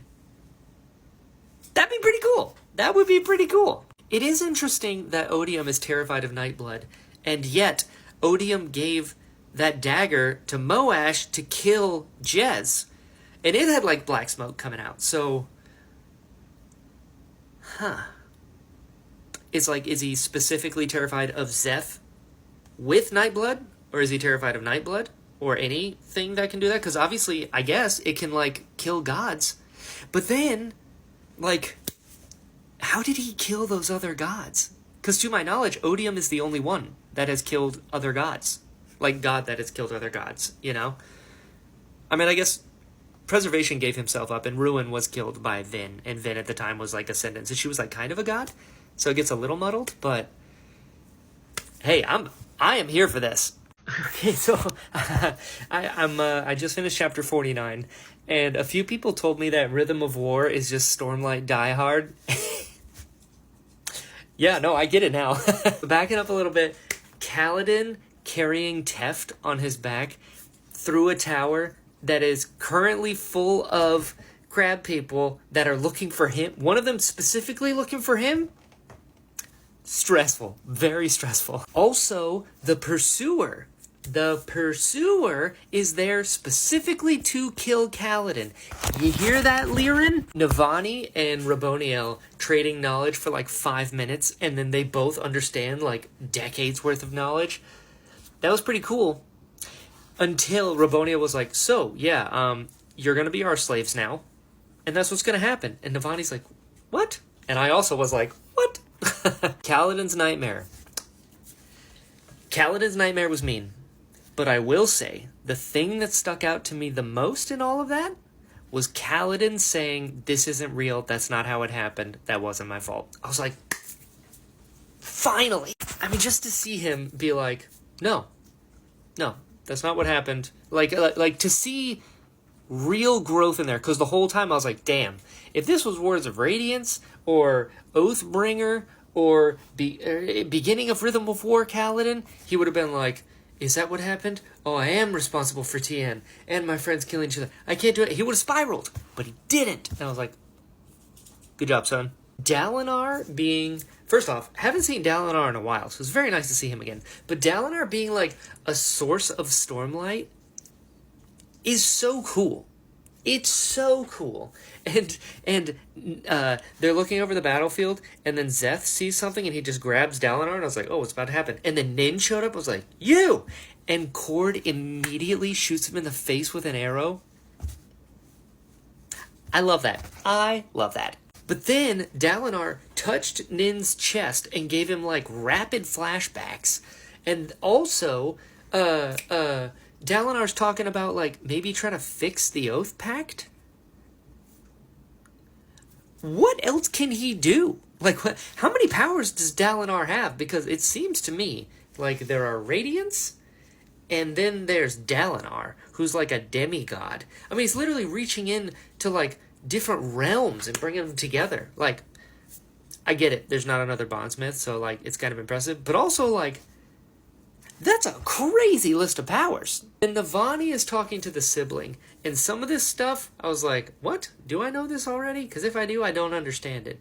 But she said that, like, long ago, there was a binding of an unmade that made the singers lose their forms, and it also hurt the sibling.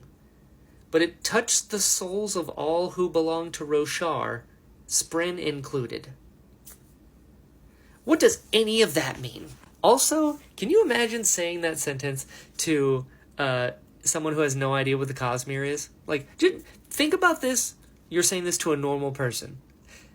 Binding of an unmade that made the singers lose their forms and hurt the sibling, touched the souls of all who belong to Roshar, Spren included. None of that makes sense to anyone that doesn't know this. And then the sibling said that she can't find Lift. She's like, there's 2 Radiants that are still upright, and it's Lift and it's Kaladin. And she can't find Lift. Speaking of Radiants who have powers, that might be more than I think. Keep thinking, like, because Kaladin just talks to Navani, and she's like, we need to find out, how they're operating the Oath Gates. So you need to get close and do what you got to do. And I just kept thinking, calling back to the Die Hard reference, Kaladin in the vents. It's like, he's up there. So whatever's about to happen, I mean, I'm interested. I'm here for it. So I am on chapter 61 now, which means it's been a little while because shit's been going crazy. And we got to talk about it. First things first, you guys know how I feel about Hoid. He almost redeemed himself. He almost did. The Ruthar fight, when he's just talking shit to him, and Yasmina's like, even worse. And he's like, yeah. And Ruthar's like, you want to fight? And Hoid's like, let's do it. Let's do it right now. And he's like, I accept. And I was like, oh shit, is Hoid going to fight somebody right now? And I immediately was like, well, I always say my official introduction to Hoid was Sifandria's beating the shit out of Kelsier. So I was like, Hoid can fight. Is he going to fight right now? He did not. Instead, he just held the sword out, and Yasmina's like, please. And stabbed this dude in the throat, and then called Renarin in to heal him. Damn, that was good. Also, who is Axendweth? Assuming that's how that's pronounced. Because she seems to know a whole lot of stuff. And I don't remember if I'm supposed to know her already or if I was just recently introduced to her. But, the singers, whatever, crab people in Urithiru right now talking about interrogating Kaladin's family and stuff. That's not good. That's not good at all. Leshwi and the Pursuer are both after Kaladin. Yikes. So the Pursuer, Kaladin has killed Leshwi and the Pursuer before, and the Pursuer is now like, nobody's ever done it twice. I'm gonna keep coming forever. Eventually I'm gonna kill you. And he's like, okay, well that's not good. And also, I don't remember when Kaladin killed the Pursuer. I remember Leshwi, there's a few times, but yeah, for some reason I can't remember when he killed the Pursuer. But Dalinar saying, remember who was strong when the Blackthorn was weak, in reference to Renarin. God, I love that. Also, I know that Renarin's Spren is corrupted, right? And, like, 1, what does corrupted even mean now? And 2, it doesn't seem to matter. To the point where now they're like, listen, there's other corrupted Spren that are like looking for Radiance. And he's like, I think I have an idea of somebody who'd be perfect for it. Is he talking about Relaine? Because that was the first thing I thought of. I was like, somebody perfect. Corrupted Spren. I mean, Relaine hasn't had a Spren bond with him yet, so yeah. But then, oof. If he, because he's a crab person, bonds with the corrupted Spren, what are the ramifications of that? I don't imagine that's good. And then we get Syl, like, super depressed, and I was like, holy shit, is depression contagious in this world? Because Kaladin he got so depressed, he depressed Syl now? But she's grieving her previous Radiant, the one that died right before the Recreants or whatever, which is interesting. And also, like, I'm remembering, I think, that the longer that she's bonded to Kaladin, the more she remembers of, like, her old self. Which makes me think, is there, like, a different form of Syl that, like, nobody knows or nobody remembers? Like, I get that she's different. I get that she's, like, the Stormfather's daughter. But, like, is there something even more to Syl that I don't know? Interesting.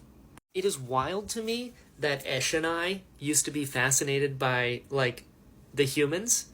And she was, like, kind of, I don't want to say friends, but she was, like, kind of friends with Gavilar. And then Gavilar's son, or not son, yes, no, Gavilar's nephew, Adolin, kills her. So, damn. And then who was that Spren that Vinley released? It was like a little red guy in like the gym and broke it open and whatever. Like, was that Odium? Because he seemed like he was like, oh, what's going on? What planet are we on? Oh, you don't know anything, blah, blah. Like, that was a very, very intuitive Spren that had like thoughts and ideas like right away. I don't know. Or was he like the first Void Spren? Did he like start the chain of events that led to the fused and all that? I don't know. I'm a little confused by that. Kaladin saying, don't get yourself killed and don't give up hope to that one dude. This is the Kaladin I have been waiting for. The one that's running around and fighting people and whatever, but is like, no, this is the right thing to do. I can handle this. And not, like, let his depression overtake the good deed, you know? Like, be a hero, dude. You are a hero. Don't let your brain tell you you're not. Like, I don't know. It brought me a lot of joy for him to be like, it's okay, you got this. Like, he wasn't like, stay behind me, only I can protect you. He was like, no, stay hidden, don't give up hope. I was like, yes! The Pursuer, again, Pursuer being immortal and dedicated to killing Kaladin, that sucks. That sucks so bad. Especially because he's like, I'm going to keep coming. I'm just going to keep using bodies, and that's what I'm going to do. And I was like, oh, damn, like, how do you kill these things? I wonder if Nightblood could kill a fused. I bet he could. Kaladin showing up into that room and immediately Raboniel like stabs him in the chest. I was like, ugh! And he got away, which is good. But Mraize caught Lift and put her in a cage and then brought her to Raboniel to try and like get access to the Oath Gate so that he can get to Shadesmar? Is that what's happening there? Like, that was terrifying when Mraize just like sees Lift and was like, oh, I've been wanting to hunt you for a while. I'm like, what? And so he's like, hey, here's an edge dancer, ask whatever. Like, so he's with the Ghost Bloods, and he sent Shallan to the Last Resort or whatever the hell that place is called in Shadesmar. So is he going after her, thinking she can't do it anymore? Or like, what's the play here? I don't know, but shit's wild. And we are continuing on. I'm on 61 now, and let's see what happens. My opinion on Moash right now is a little complicated because he's like...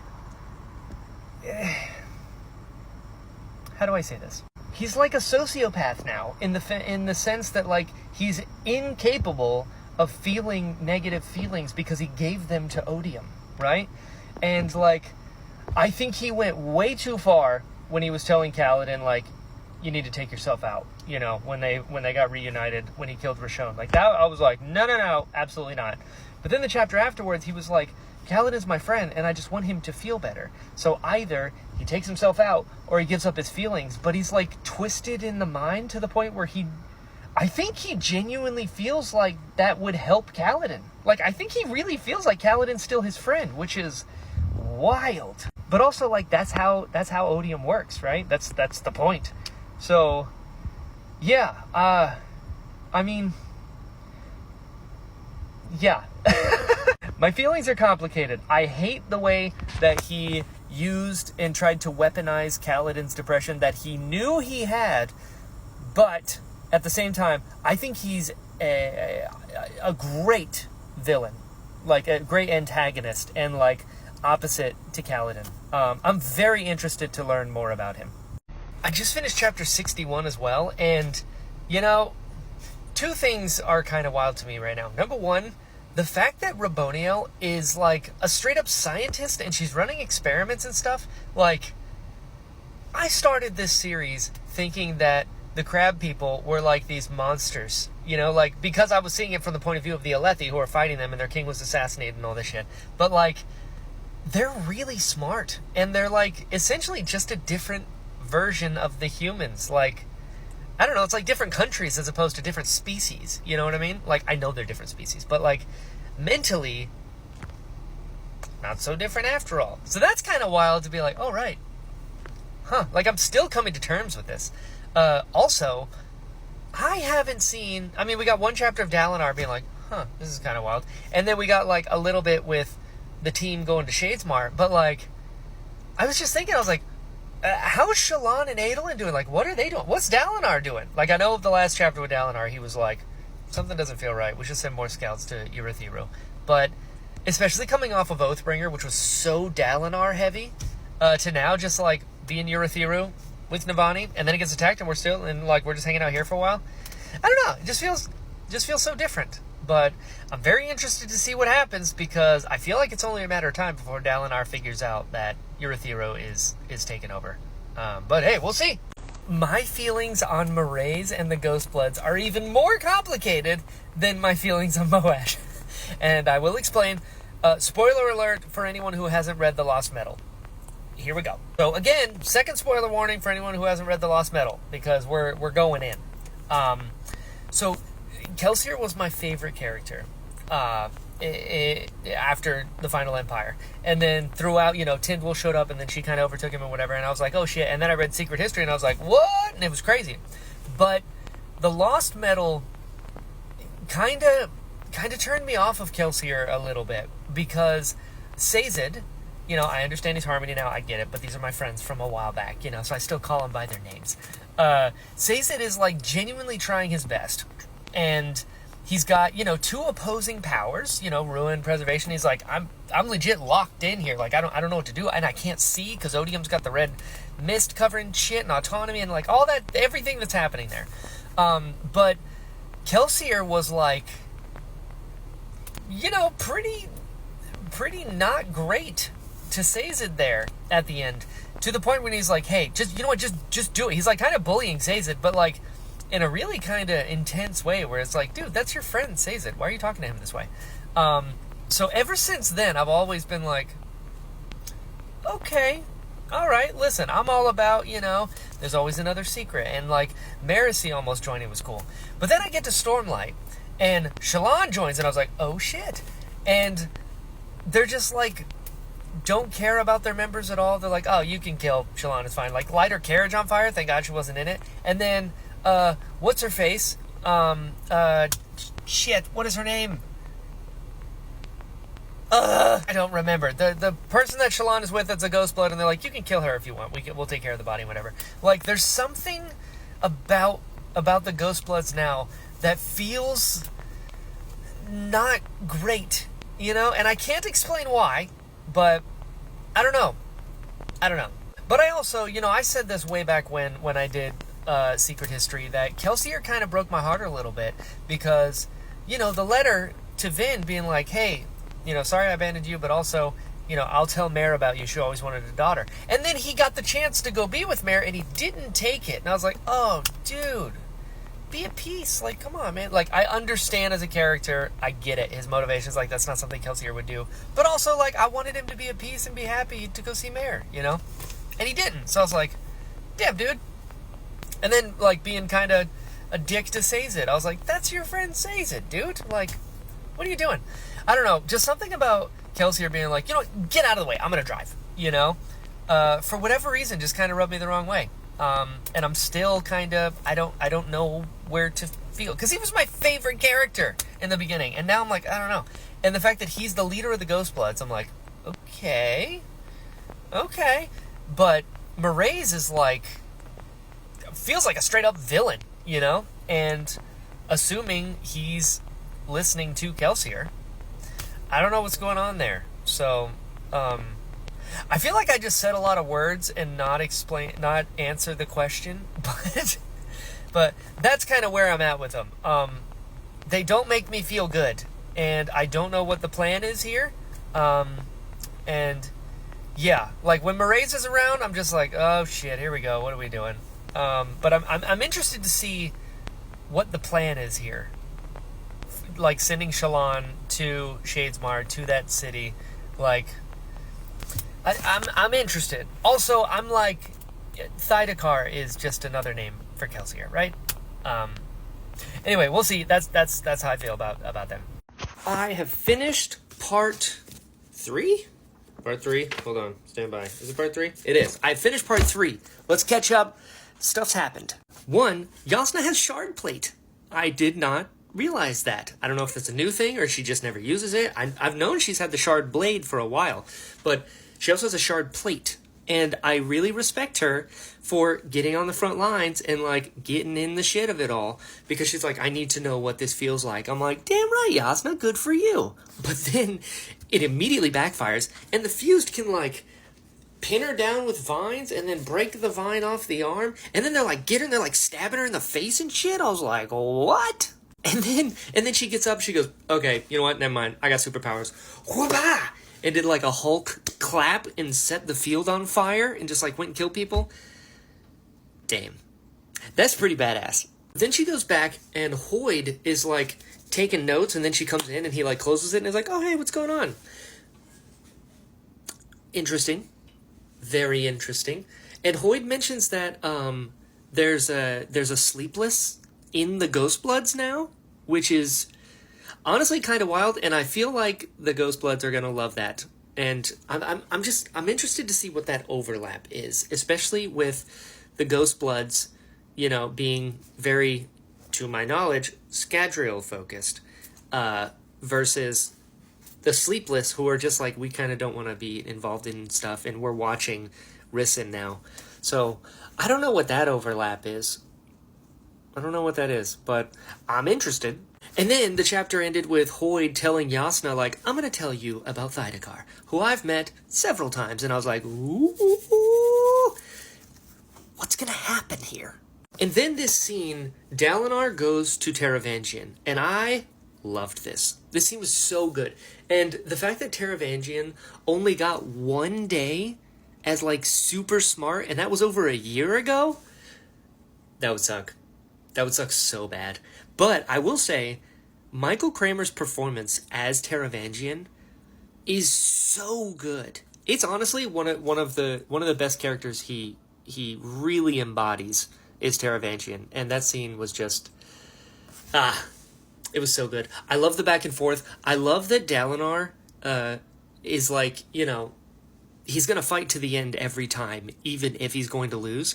Because I'm wired the exact same way. I've lost so many fights when I was a young kid. And it was like, yeah, just because I'm going to get beat up doesn't mean I'm not going to fight. And I always said, just because I'm going to lose doesn't mean they're not going to know I was there. I was like, I just need one. If I can get one good one in, that's good enough for me. And I don't know. I love that Dalinar is the same way. We had this moment with the Spren or the sibling, I don't remember which one it was, but Venli starts like trying to use her like radiant powers, and a voice said, Radiant, we have missed your touch. But it was only Venli, and I didn't know if that was like the sibling's voice or if it was like the little Spren that showed up, because there was like a few other Spren, like, who else you got on the team? We want to bond with you. And I don't know, I thought the sibling didn't like Radiance because the sibling, you know, was like, the Radiants are the ones that kill Spren and abuse Spren. But these Spren were like, oh, we're really excited to bond with you specifically. Which I guess in hindsight makes sense because, you know, the listeners, the singers, the crab people are like the original residents of Roshar. So maybe the Radiants should have only always been crab people instead of humans, and maybe humans like overtook them and they're like, oh, this is our power now. Like the Spren were originally only supposed to bond. I'm gonna have to think about that some more. Oh, and in this, Dawn Singers, so we have another brand of crab people because why not? Because why not? I'm not confused already. And the sibling can create tower light. So we got storm light, we got void light, we have life light, now we have tower light. The second I think I have a handle on things, we add other things. And the sibling can create tower light, and the sibling's actually considering bonding with R'lain? That's awesome. I love that. And so does that. I think that means that R'lain would be a bondsmith, like Dalinar. That'd be really cool, actually, because then you have like a human bondsmith, and then you have a listener bondsmith, and that could unite them. Interesting. Kaladin waking up, and his spear is gone, and then he runs and he finds Dabbid, and David like took the spear to protect Kaladin. I love that. I love that so much. He's like, oh, shit's going sideways. Kaladin's still not waking up. Okay, I'll do this. Like, I love this so much. And he spoke. He said life before death. Damn. So good. And then Dalinar got to ride a high storm. Very cool. Very cool. I love that. I love that the Dalinar called the Stormfather a coward, because he's like, you could have helped those people in your night. He's like, oh, I'm a storm. And he's like, no, you're being a bitch right now. And he's like, I love that. And Dalinar rides the high storm to Urithiru, and they see Kaladin, like Tom Cruise in Mission Impossible, the last one where he's like on the side of the plane, just like hanging on as best he can. He's like, oh, hey, no, things are really bad in here. Navani's a prisoner. I'm hurt. Our powers don't work. And he just passes out. Dalinar's like, ugh! Like, uses the wind to pick him back up. Great.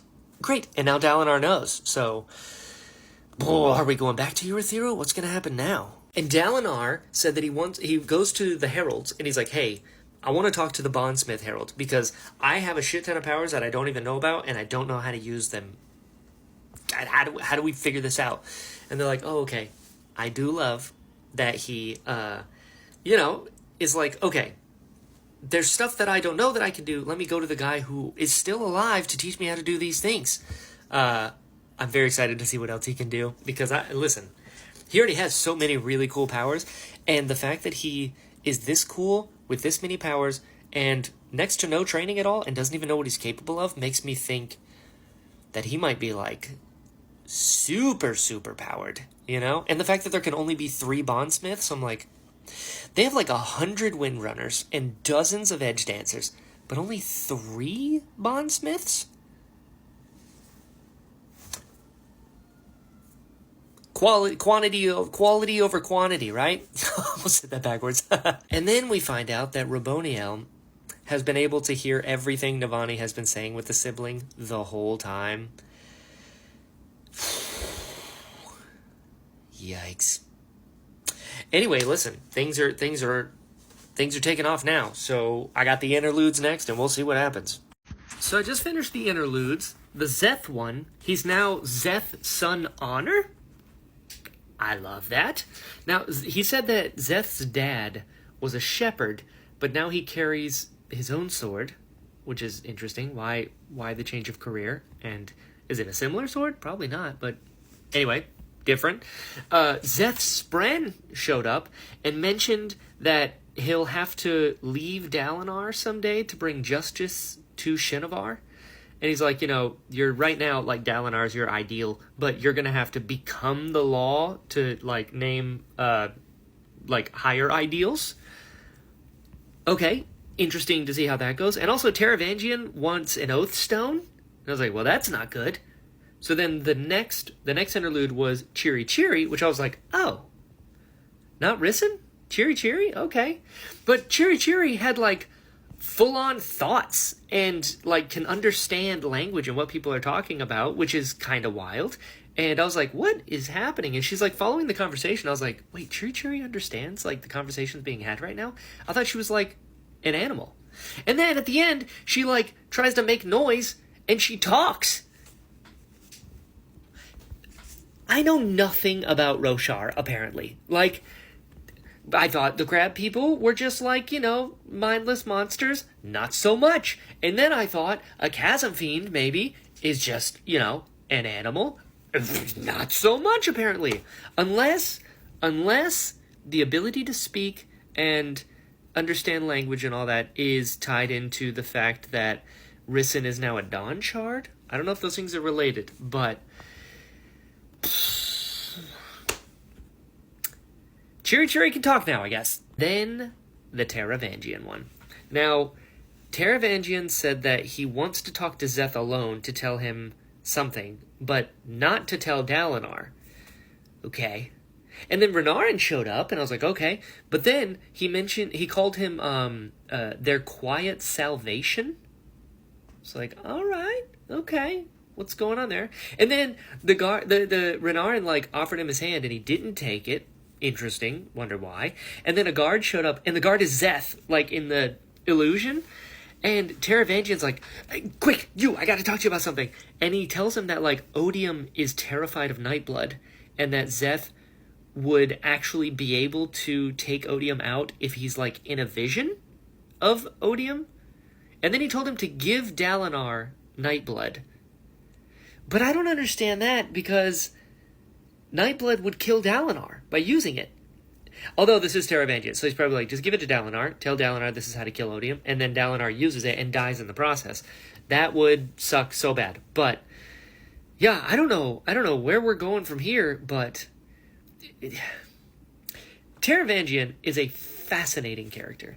Because, one, I've said it before already, but Michael Kramer's performance as Taravangian is just incredible. And he fools me, because I'm like, okay, yes, I go back and forth, but I genuinely believe, like, Taravangian is, like, genuinely trying his best to do what he thinks is best, even though it requires, Thanos level, like that kind of distortion, where Thanos is like, yeah, I mean, the hardest tasks take the strongest wills kind of stuff, and he's like, people are overpopulated, they're all gonna die, so just take half out, we're great. And Taravangian's like one of those people, but he, like, gave up his family, gave up his lands, gave himself up, planning to be executed, but he still is making plans. So did he actually give up, or did he just tell everyone that he was giving up so that he could do this? I don't know. Because, listen, he has dumb days sometimes, I have dumb days most times. So in that, we are relating, but I don't know what we're doing here. Like, did he request the Oath Stone just so he could get Zeth to come and visit him, so that he could be like, listen, hey, that sword, that's the answer. But how does Renarin come into this? Because he called him the God, what did he say? The Quiet Salvation. But if Renarin is the Quiet Salvation, but the sword is what could kill Odium, maybe Renarin can, like, blind... Like how the Jedi, like Palpatine being so close by kind of diminished their ability to see into the future. Like, maybe Renarin's proximity makes it so that Odium can't see into the future, and they can, like, sneak Nightblood in and then take him out? I don't know. But we're getting back into it. I just finished chapter 74, and I mean this in the nicest way possible. Lirin is such a bitch, dude. Like, just ran into those people that had, like, ash over their head, to be like, they're wearing the symbol, because, like, it's Kaladin, right? Kaladin's giving them hope, and he's like, oh, what are you doing? Kaladin's giving people hope, so, oh no, they might get massacred. Dude, get out of the way. Let the people who are going to save the day, save the day. You're in the way. Just, God, it's so frustrating. So I finished chapter 79, and, well, let's catch up. One, we're back in Shadesmar. We got the crew again, but they're not doing that well. So Shallan is continuing to spiral, which at first I was like, what happened? I can't remember what it was. But then I was reminded it's because she caught Pattern lying, and that made her just spiral, which is not good for anybody. And so she met some people from Nalthis, which is pretty cool. That's a Vasher, the Warbreaker planet. Didn't say who they were, which is interesting. So there are more world hoppers from Nalthis other than Vasher and Vivenna, which is interesting. But she was waiting for somebody who goes by the name 16, which I was immediately like, oh, 16, that's the number, But then it was like nothing. They're like, oh, Ristari's has to be 16, because, like, he never comes out. It's always specific timing, whatever. And they said, like, he was, like, his hair wasn't thinning. He was, like, bald. And I was like an Elantrian? Or, like, what's going on with that? I don't know. Red herring, I guess, maybe? Or is he really important and I just didn't put it together? But Pattern said that he was using the cube in her trunk, and he was using it to talk to Hoyd, which I thought was really interesting. But again, who is 16? And then we get Raboniel and Navani, and they both sang, hummed, created a rhythm together, and they created the rhythm of war? Which I was like, But also, what does that mean? And then Axendweth, who I still have no idea who that is. I know I mentioned it before, but I don't know her yet, I guess. But Axendweth leaves stuff for Ulim, but Ulim is a Voidspren. So who is Axendweth, and why is she working with a Voidspren? And she's a World Hopper. It was mentioned that she's a World Hopper, but then why are you working with a Voidspren who, if I remember correctly, and I'm putting this together, Voidspren work for Odium. So, assuming that is correct, what is a World Hopper doing working with a Spren that is of Odium? Huh. And Nin knows Ulam as well. So, how? Why? And Nin is also the one who's behind Gavilar's assassination? Like, it was Nin? Because Nin's like, oh shit, well that's not good. You know what? I make it legal. Let's do this. Whoa. I didn't see that coming. So going back, assuming that I'm correct, so Hoid helped Pattern get into Shallan's trunk. But I don't know why. And I guess Pattern and Hoid were talking via the cubes. And I feel like the cubes, maybe I'm assuming, maybe I was told and then I forgot, but I feel like the cubes have like a Sion in them, you know, where you like turn into the face and you can like talk to people. Is that what's going on in there? And apparently the Ghostbloods can overhear conversations via the cubes, which further makes me think that it's one of those like Sions, or if I remember correctly, that's what they're called.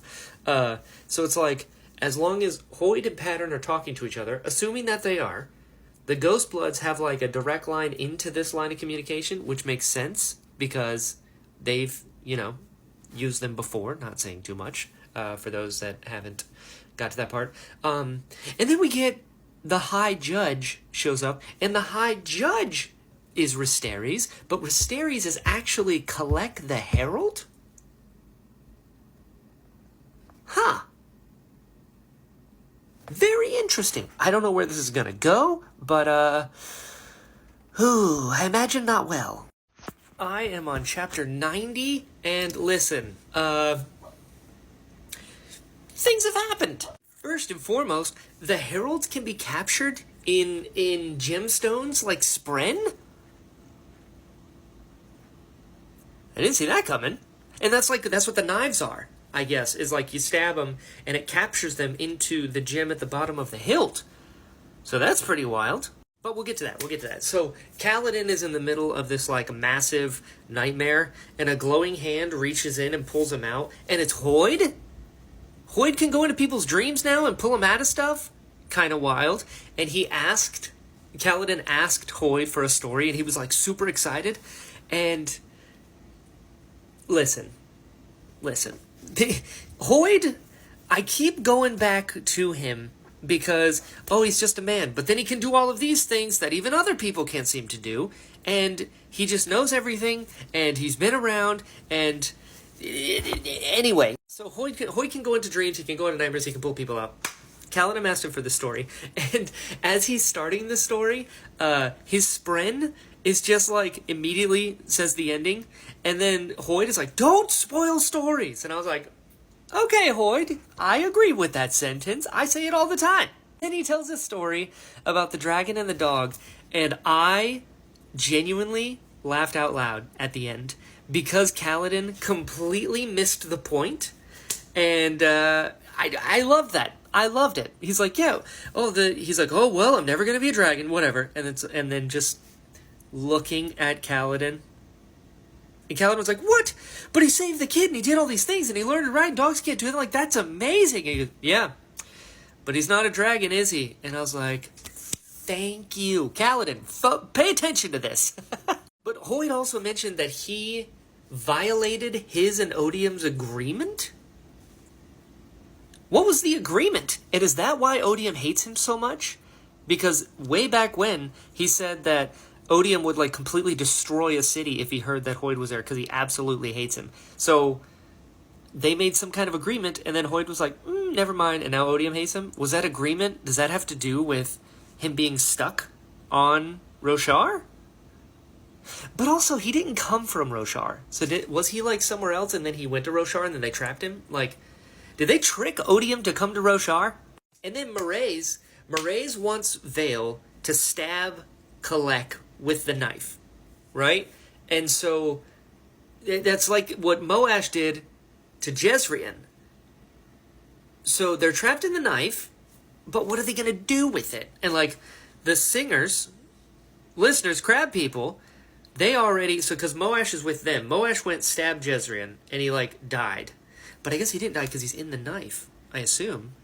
So then the Ghostbloods, they're like, well, if they're doing it, then we should do it too. So they want Vale to stab Kalek and bring him back to the Ghostbloods. But why? No, hold on.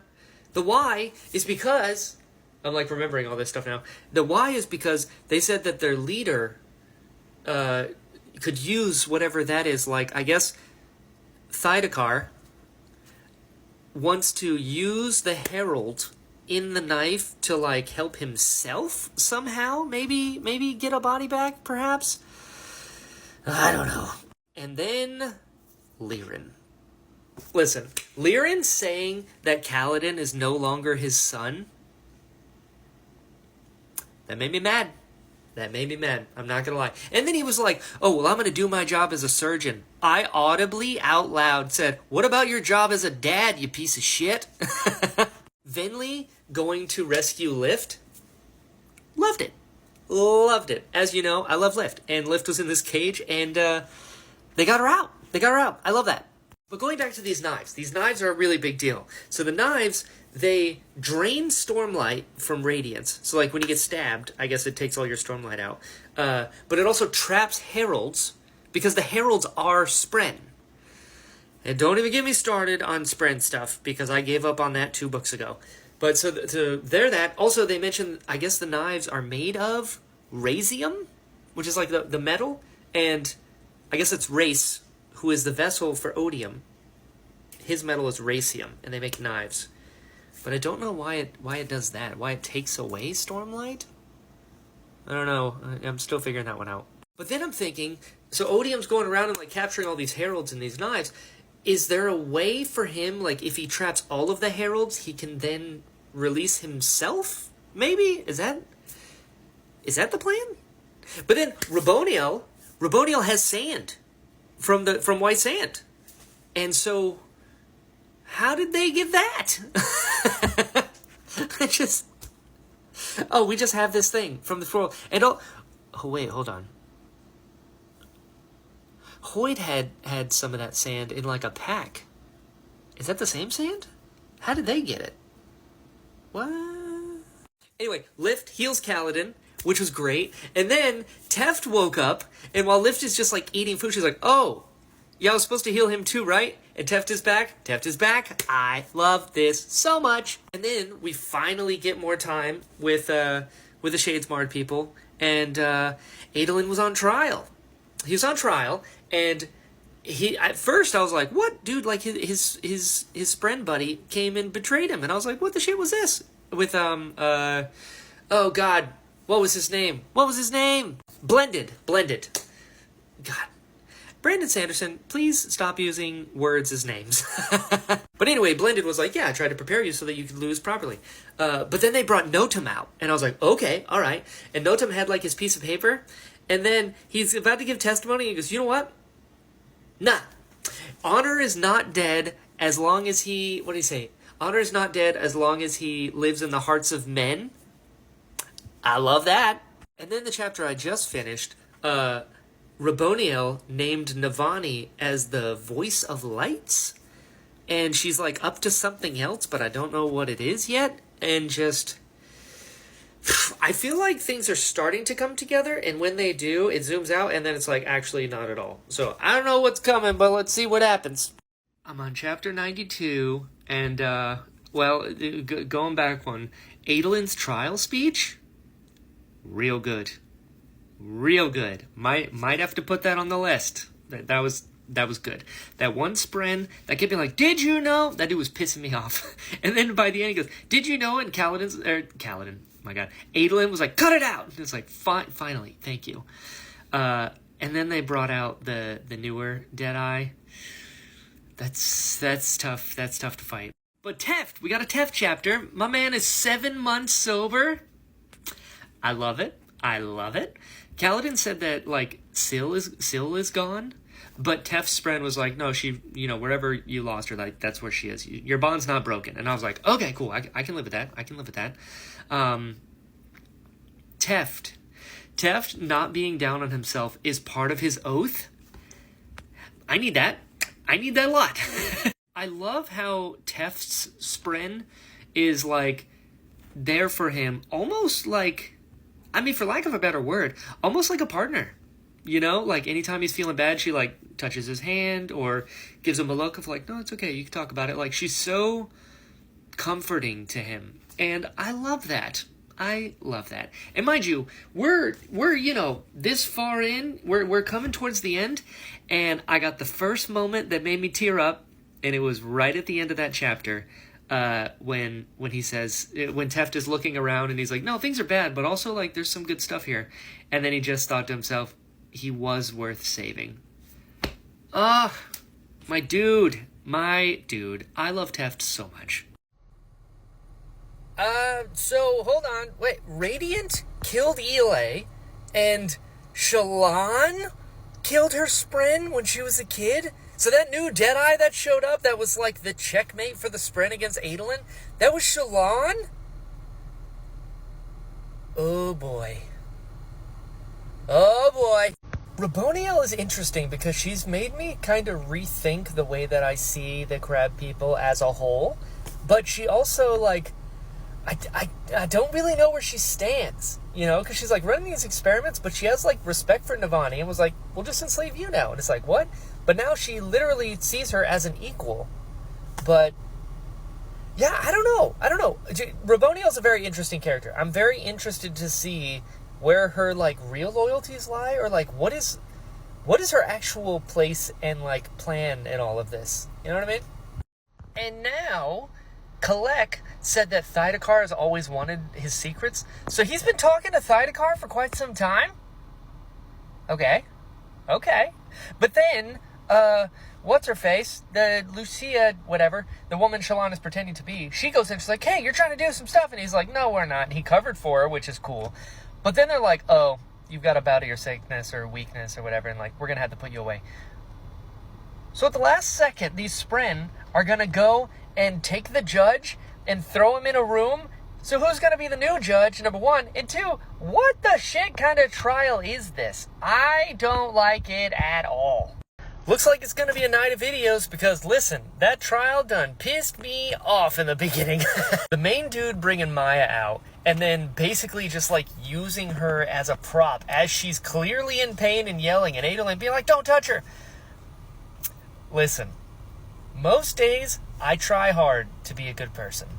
And then I experienced these scenes and I realized maybe I'm not that good of a person as I thought I was. Because I would have put my hands on that dude. Like, ooh, I got mad. But she spoke. Like, her eyes are still scratched out, but she spoke. Granted, she said, you cannot have my sacrifice, which is a little too close to you cannot have my pain, to have that sort of, like, impact. I was like, oh, okay. We've kind of been down this road before a little bit, but still good. And then finding out that the original Radiant spren, they weren't killed by their Radiance at all. They were, like, they sacrificed themselves for what they thought was the greater good, not even knowing they were going to die.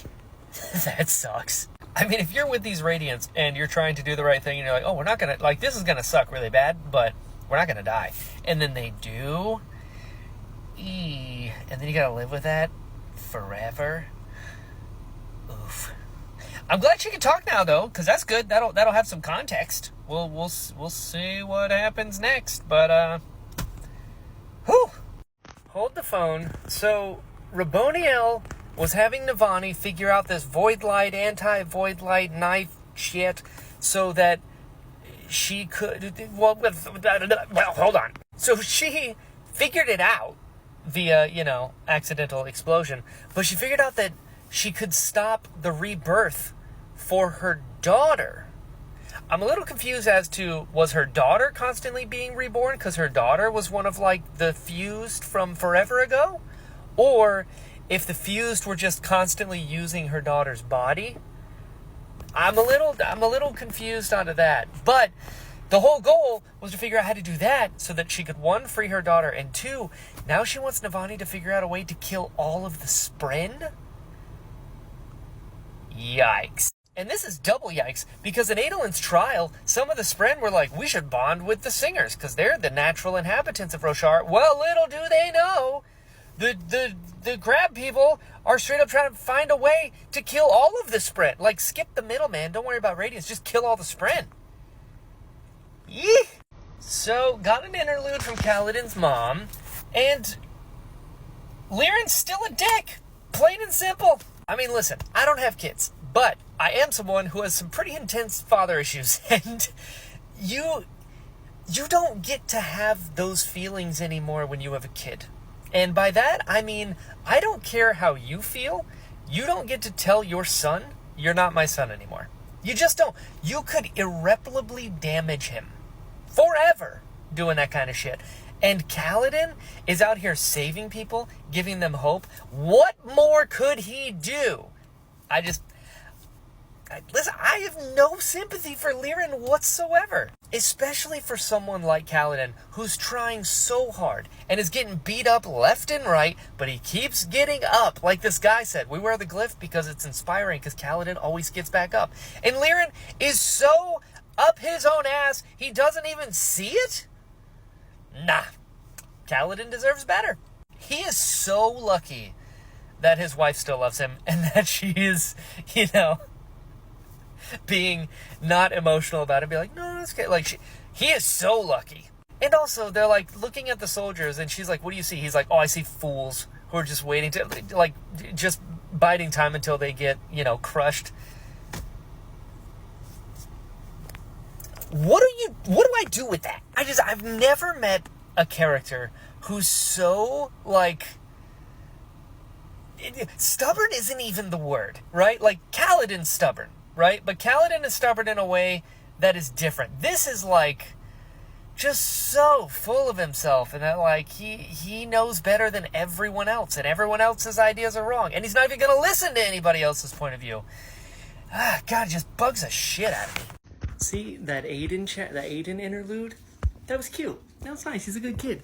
And did you see how his dad, when he was like, he's a young kid, and he's like, I'm going to be a windrunner one day. And his dad's like, yeah, you will. But in the meantime, let's learn how to make plates, because, why not? You notice how he didn't immediately shit on his dreams? Interesting. Maybe Aiden's dad should go and teach Kaladin's dad how to be a dad. And then a Taravangian chapter, and he's like obsessed with Nightblood now, because it's like, oh shit, Nightblood might be the answer. So he said that he sent agents to interview a previous bearer of Nightblood. So, like, did they go interview Vasher? Because, interesting. And then Ja-Anat showed up to him and was like, hey, listen, I'm going to send some of my children and some gemstones to you, and it's going to make Odium, kind of take notice. So, good luck when that happens. So, I'm curious, unless I forgot, I'm curious as to what Ja-Anat's, like, big picture plan is here. Because she helped Shallan and Adolin and the Shadesmar team in Oathbringer? I don't remember what book now, because I read them all back to back to back to back. Or no. Would that have been Words of Radiance? No, it had to have been Oathbringer. Yes, it was Oathbringer, because that's when Dalinar. Anyway, yeah, so what's the big picture here? Is Ja-Anat... Wait. Is Ja-Anat a Ghostblood?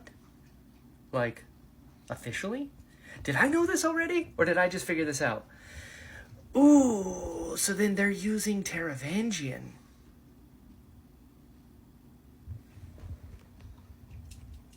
Well, I gotta think about this some more. So, Hoyd and Yasna are like a real thing, which is strange.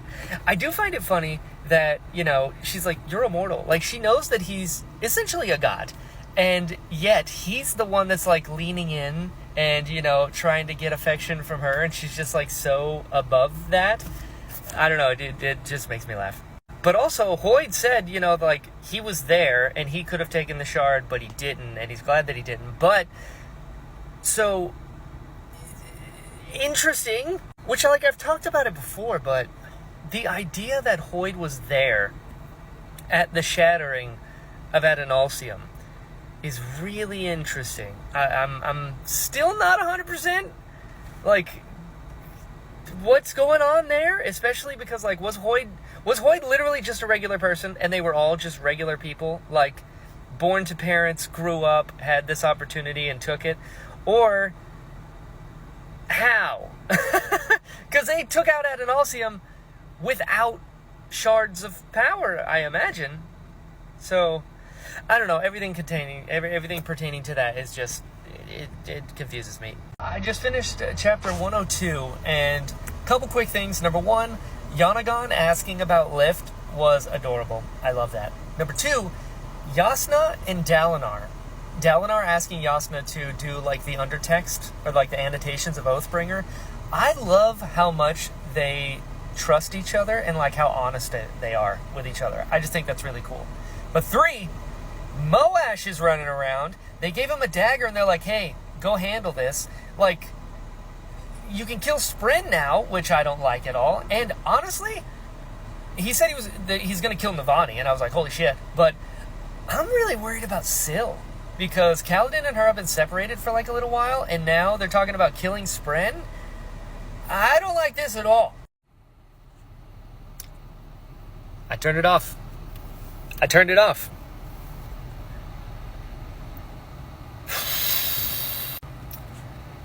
Moash was underneath the covers in the infirmary, and he cut Lift's legs, and now he's looking at Teft. Nope. I just finished chapter 104, and yeah, that's it. I don't have anything to say. So, I can't super talk right now, but I just finished chapter 108, and there's a moment here that that got me pretty good. So hold on a second. All right. So Tien showed up, and he's talking to Kaladin, and he sees him, like, right before he goes off into the battle, where he's ultimately going to be killed. And, hold on. Okay, all right, we got this. And Kaladin says, they were slaughtered. So were you. And Tien said, so it was good someone was there to help them not feel so alone as it happened.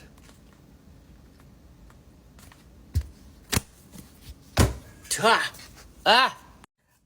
did not expect this at all. Okay, all right, let's keep going. Hey, so thank you to everyone who's checked in on me. I really appreciate it. That means a lot to me. I am not okay, first and foremost, but I just wanted to say thank you. Also, you know, my friend Pi reminded me of a video I made, talking about what it would take to turn me against Moash, and I specifically mentioned this thing, and, I'm on Rhythm of War, book 4 out of the 5 that are out, and, I've teared up for moments up to this point, but nothing, like, this hit me hard, and then I was already down, and then the Tien moment, and I was like, damn it, this is rough, and for me, mentor characters always hit a special chord with me, because I had a mentor for a really long time who was like a father figure to me, and he died suddenly, and so I always, it strikes a very specific chord with shit like that, and I just love Teft so much. I didn't realize how many videos I had made just talking about how much I love Teft. Yeah, but that was rough. But again, I really appreciate you guys checking in on me. I guess that's why I'm making this video. I didn't think about it before. But Yeah, I guess as terrifying as it sounds, we'll keep going and see what's about to happen. I just finished chapter 111, and we have so much to catch up on, and I'm gonna do a catch-up video for sure. But I just want to say this for the record. Moash, who's now blind, by the way. Fantastic. I love that, because you get no visual distractions. You just gotta live with yourself now. I want him dead. Yes, very much so. But more than that, I hope Odium gets killed. And then all of those feelings that Moash had taken away, they all come back at once. And he just has to live in that agony forever. That's what I want. That'd be nice.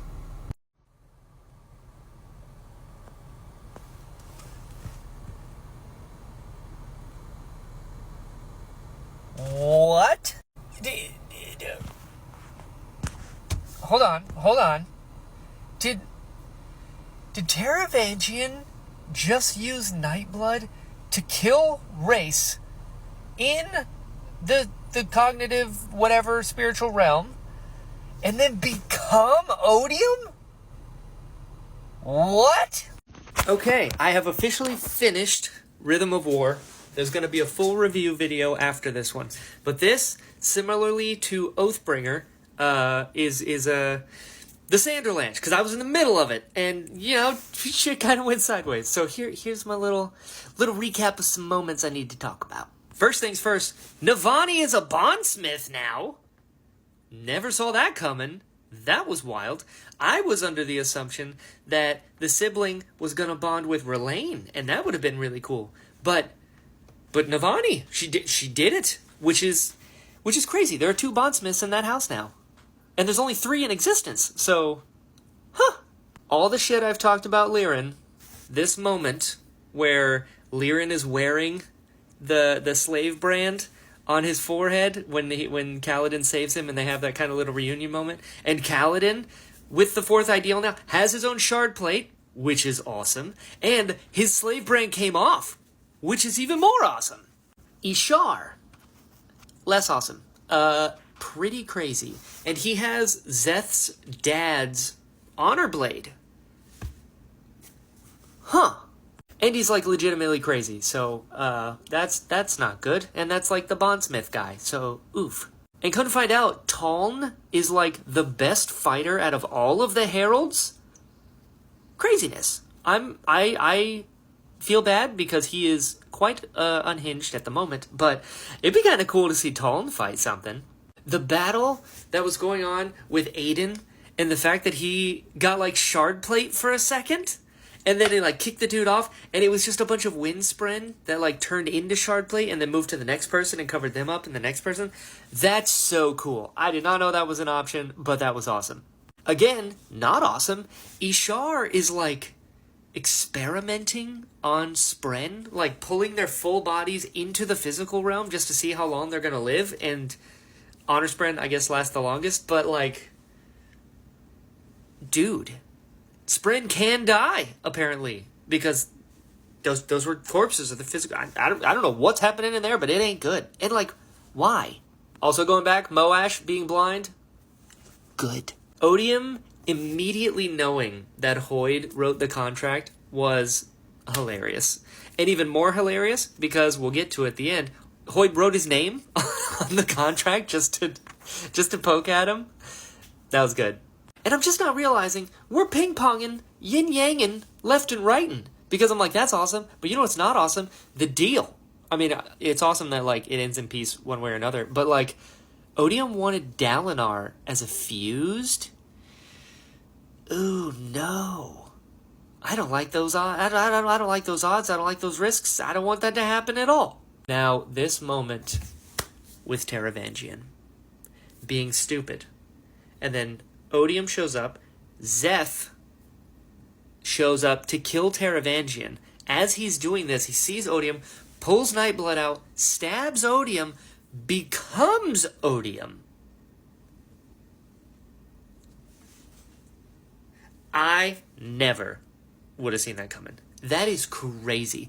And the fact that Race's body was left behind, and they're like, oh, well, that's Taravangian. Huh, crazy. Nightblood does that, I guess. What? Relaine is a Truth Watcher now, which is cool, just like Renarin, which is double cool. And the coolest, Teft got a king's funeral. He's like a statue with the rest of, like, the highest honors. God, I love that. I love that so much. I would be there all the time. The question I have, though, the Tien moment, was that really Tien? And, like, how does that work? Like, I understand he mentioned, like, connection, and Dalinar can, like, bridge realms and shit. But, like, Tien he was grown up. And, like, the horse makes me think it was Tien. But, like, he died as a kid. But now he's an adult.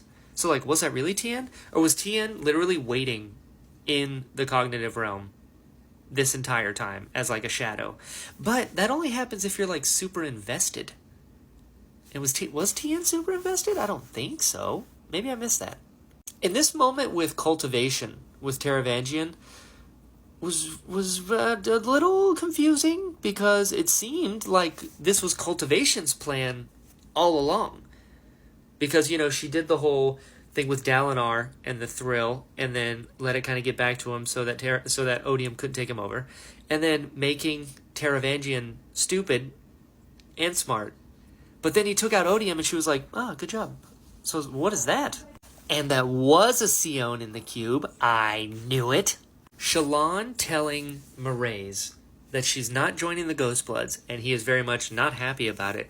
But then she gives a message to Thydakar from Siphandrius saying, don't make me come over there and slap you around again. That was hilarious. Venli's mom being, healed from her, like, Alzheimer's and stuff, and Venli's, like, officially a Radiant. That was cool. That was a sweet moment. Dalinar being his own champion makes sense, especially because Kaladin, like, can't do it anymore and shouldn't do it anymore. But Dalinar, like, he hasn't fought in a while. So, I mean, he's still the Blackthorn. I'm sure if you put a blade in his hand, he'd be fine. But we're talking about, like, cosmic level battles here.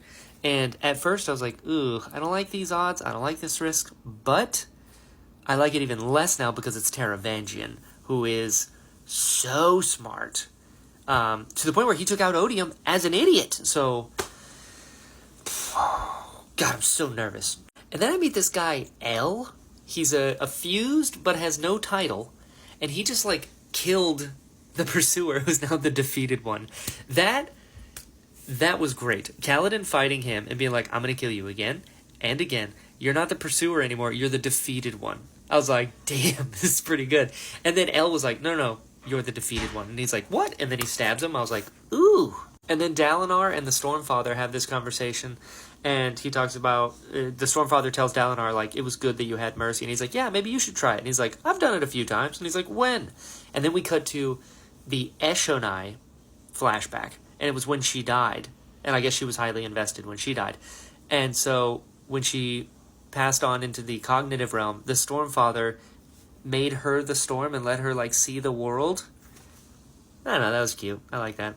And then the epilogue. Wit, he has breaths that hold memories. Okay, interesting. And he went to the pinnacle and was, like, doing magic tricks for the Spren.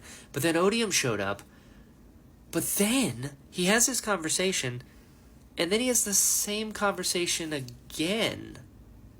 Like he's in, like, a Matrix loop, and he doesn't realize it. And he was like, oh, well, I can't hurt you. Which this is actually Taravangian, I think. And he showed himself as race, perhaps. I don't know what's going on there, but it is not good. And the fact that Wit, like, had the same conversation, and then it just looped, and he just had it again, and it didn't seem like he noticed at all. Ooh. I mean, what a Sanderlanche. That was not...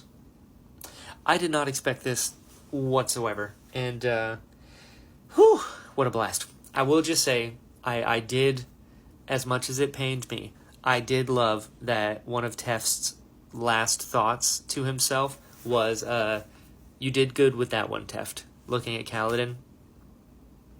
That was good. That was good. But yeah, that was the Sanderlanche of Rhythm of War. Full review coming next. And then you know what's next up. up. Also, I think more than any book I have ever read, Rhythm of War feels like a series in a singular book.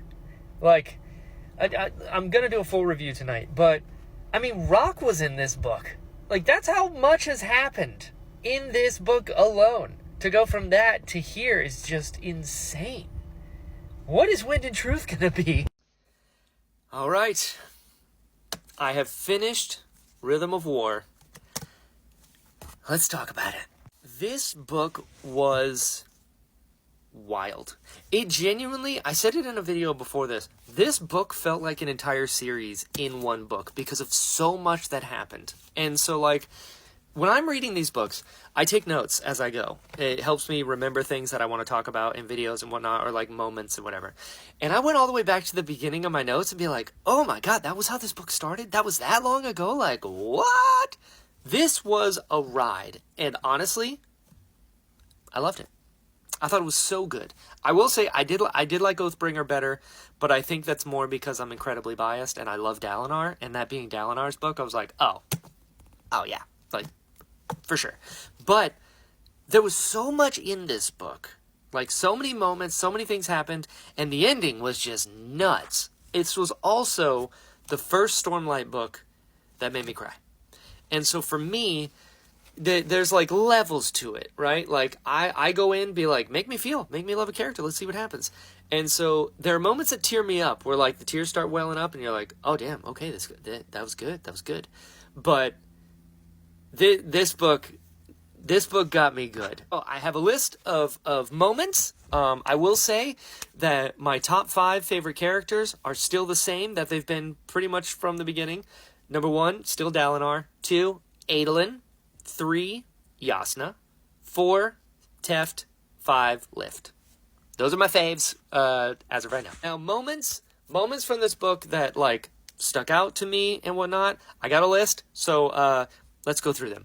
Number 1, opening with Gavilar being an absolute asshole. Interesting. That was a good start. It was not, again, almost all of this book was not anything I had expected, which was wild. I loved the time jump going from Oathbringer to Rhythm of War. I've always loved things that kind of just throw you in the action. Star Wars, the ship coming above, train spotting, they're like running like, huh! Like, I don't know, I just love that storytelling of like, you got to figure out what's going on as we're thrown into the mix of it. I love that this book started that way. The fact that there's like a small army of Radiants, so cool. Moash killing Rashon, I thought was cool. We'll get to him in a second. Adolin grabbing Kaladin to go drinking, not letting him sit in his feelings. I loved that. Adolin and Maya doing the kata, fighting that group of like 20 people. I thought that was neat, even though that moment did get spoiled for me a little bit. It was still a cool thing to witness that, like, she can't fight, but she can do the kata, and the kata is technically fighting, so they're back to back. I don't know, that scene was really cool. On that note, Adolin was like barely in this book. What was that about? Where's my boy at? Also, as interesting as it was, I'll be honest with you, I was not as interested personally in all the Vinley crab people stuff. It was fine. It just, I wanted to go back to my peeps, All the Shallan stuff was such a journey. I spent most of this book worried about Shallan because she just spiraled. The fact that it was revealed that she killed her first Spren when she was a kid is crazy to me. I never saw that coming. She consumed Vale by the end. Huh? And Radiant is the one that killed Ela. So, just bam, bam, bam, bam. All this crazy stuff with Shallan was wild. Vasher and Kaladin fighting, one of my favorite scenes from this book. I loved that. I love that he's like, come back when you hate the fight, and that's kind of type 1 and 2 invested beings and all that shit that went over my head. I don't know. It was just cool to see Vasher being like, all right, let's see what you got. I really enjoyed that scene. The mink is cool. I like the mink a lot. Lift growing up without like acknowledging or realizing it, so she's like hitting her head on tables and stuff. I just love everything about Lift. Last I heard, she got her legs cut by Moash. I hope to God she got healed. I don't remember if it said at the end if she was. I hope so, because she's the best. The epigraph of Sazed saying that he's looking for, like, a sword because he's kind of caught.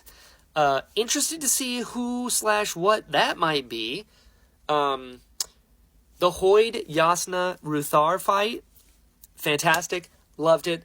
Going back, also now that I'm thinking about it, Renarin also, I feel like, was barely in this book. So, come on, where are the Colin boys? Maya's "We Chose" moment was really cool. But what was really funny is when I got to the duel moment where it was, wait, no, hold on. Not the duel moment. I'm mixing shit up. Dalinar's "You Cannot Have My Pain" moment was such a big moment. Oh, no, that's what I'm doing. Shit, hold on. I have ADD. You guys know this. The duel moment when Adolin challenges Sadeas, and it's like this badass moment, and then Kaladin's, and for my boon, that everyone's like, kind of took the wind out of the sails. I felt that way when Maya said, "You cannot have my sacrifice." Because I love the "We Chose," and I'm like, shit, yeah, awesome. But then when she's like, "You cannot have my sacrifice," and I was like, you just changed one word, and it's the same moment. And I like the Dalinar one better. So it didn't hit me as much as I could. I kind of feel like everybody else did. We're like, "We chose! You cannot have my..." Oh, okay. Just kind of felt that way. Things that I didn't mention, I forgot to mention in the Sanderlanche video, the big fight between Kaladin and the Pursuer was awesome. To the point where Kaladin is like, "You're not the Pursuer, you're the defeated. You can't kill me." Like, he's talking shit to him the whole time. And the point where he basically lashed, except he didn't have lashing, so I don't know what he did. But he, lashed his head off of his body. I was like, oh, shit. That was cool. To the point where we even got, a, Spider-Man 2 moment where they're like, "If you want to get to the Radiance, you got to get through us." With, regular people. And the Fusers were like, "Okay." And just started killing people. I was like, oh, shit. That was crazy. All the moments with Teft and Kaladin. I loved every video that I made. I made so many videos about Teft. I did not realize. I just love the guy so much. Teft staying behind with Kaladin when he was by himself, telling him that he doesn't get to sit in his feelings because new Radiants are being made, and it's important that he goes and congratulates them. I just loved it. I loved everything about Teft. From the moment I found out he was an addict, I was like, oh, this is my guy. And I just kept finding more reasons to love him. And he really, I don't know, was like the dad that Kaladin deserved, and I love that he brought that out of him. And Kaladin even said, if it wasn't for Teft believing in the Radiance and the Stormlight in the beginning, none of this would have happened. So this is all because of Teft anyway. I don't know, I just thought that was really cool. Lirin I hated for a long time because I'm like, you're actively damaging your son, but he came around at the end, but we'll see if he sticks with it. I'm not that... We'll see. You can say, sorry, I want to see it. You know what I mean? So, I'm glad that he acknowledged, to the point where Kaladin's slave brand came off of him. I thought that was really cool. Moash killing Teft? Everyone has wondered when... Because I did find Moash a very interesting character. But that... Granted, it hurt me, so that's a bias thing where I'm just like, now I hate you because you hurt me. But him killing Teft, I'm very glad it does give me peace knowing that Teft was like, I'm loved. You're not, you piece of shit. I loved that Teft had peace going out the way that he did. I love that Teft saw Kaladin at the end and was like, I did good with him. I love that he had peace going into this moment. But the fact that Moash killed Teft and then threw his body at Kaladin's feet, that's unforgivable. I don't give a shit if you feel or not. That is... Yeah, it's... When he had no feelings at all before, I was like, okay, he had no feelings. So to him, he's actively trying to help his friend. And it's take yourself out and end your own pain or give up your feelings to Odium. It's there was a twisted kind of, thing where he was trying to help his friend. There was no trying to help his friend. You killed Teft. I did love that he was a little tortured afterwards for a second. Where he's like, I killed Teft. That was great. Shit, I'm running out of time. Ultimately, the book was fantastic. I really liked it. It is my second favorite Stormlight book so far, for sure. And I'm a part of the Team Moash, as it were. And next up is this big old chonker, which is wild. I don't know what to expect, but I imagine shit's gonna go wild because Taravangian is Odium now, and that is so much worse than Race. Oh god, we'll see what happens. Anyway, let's do this.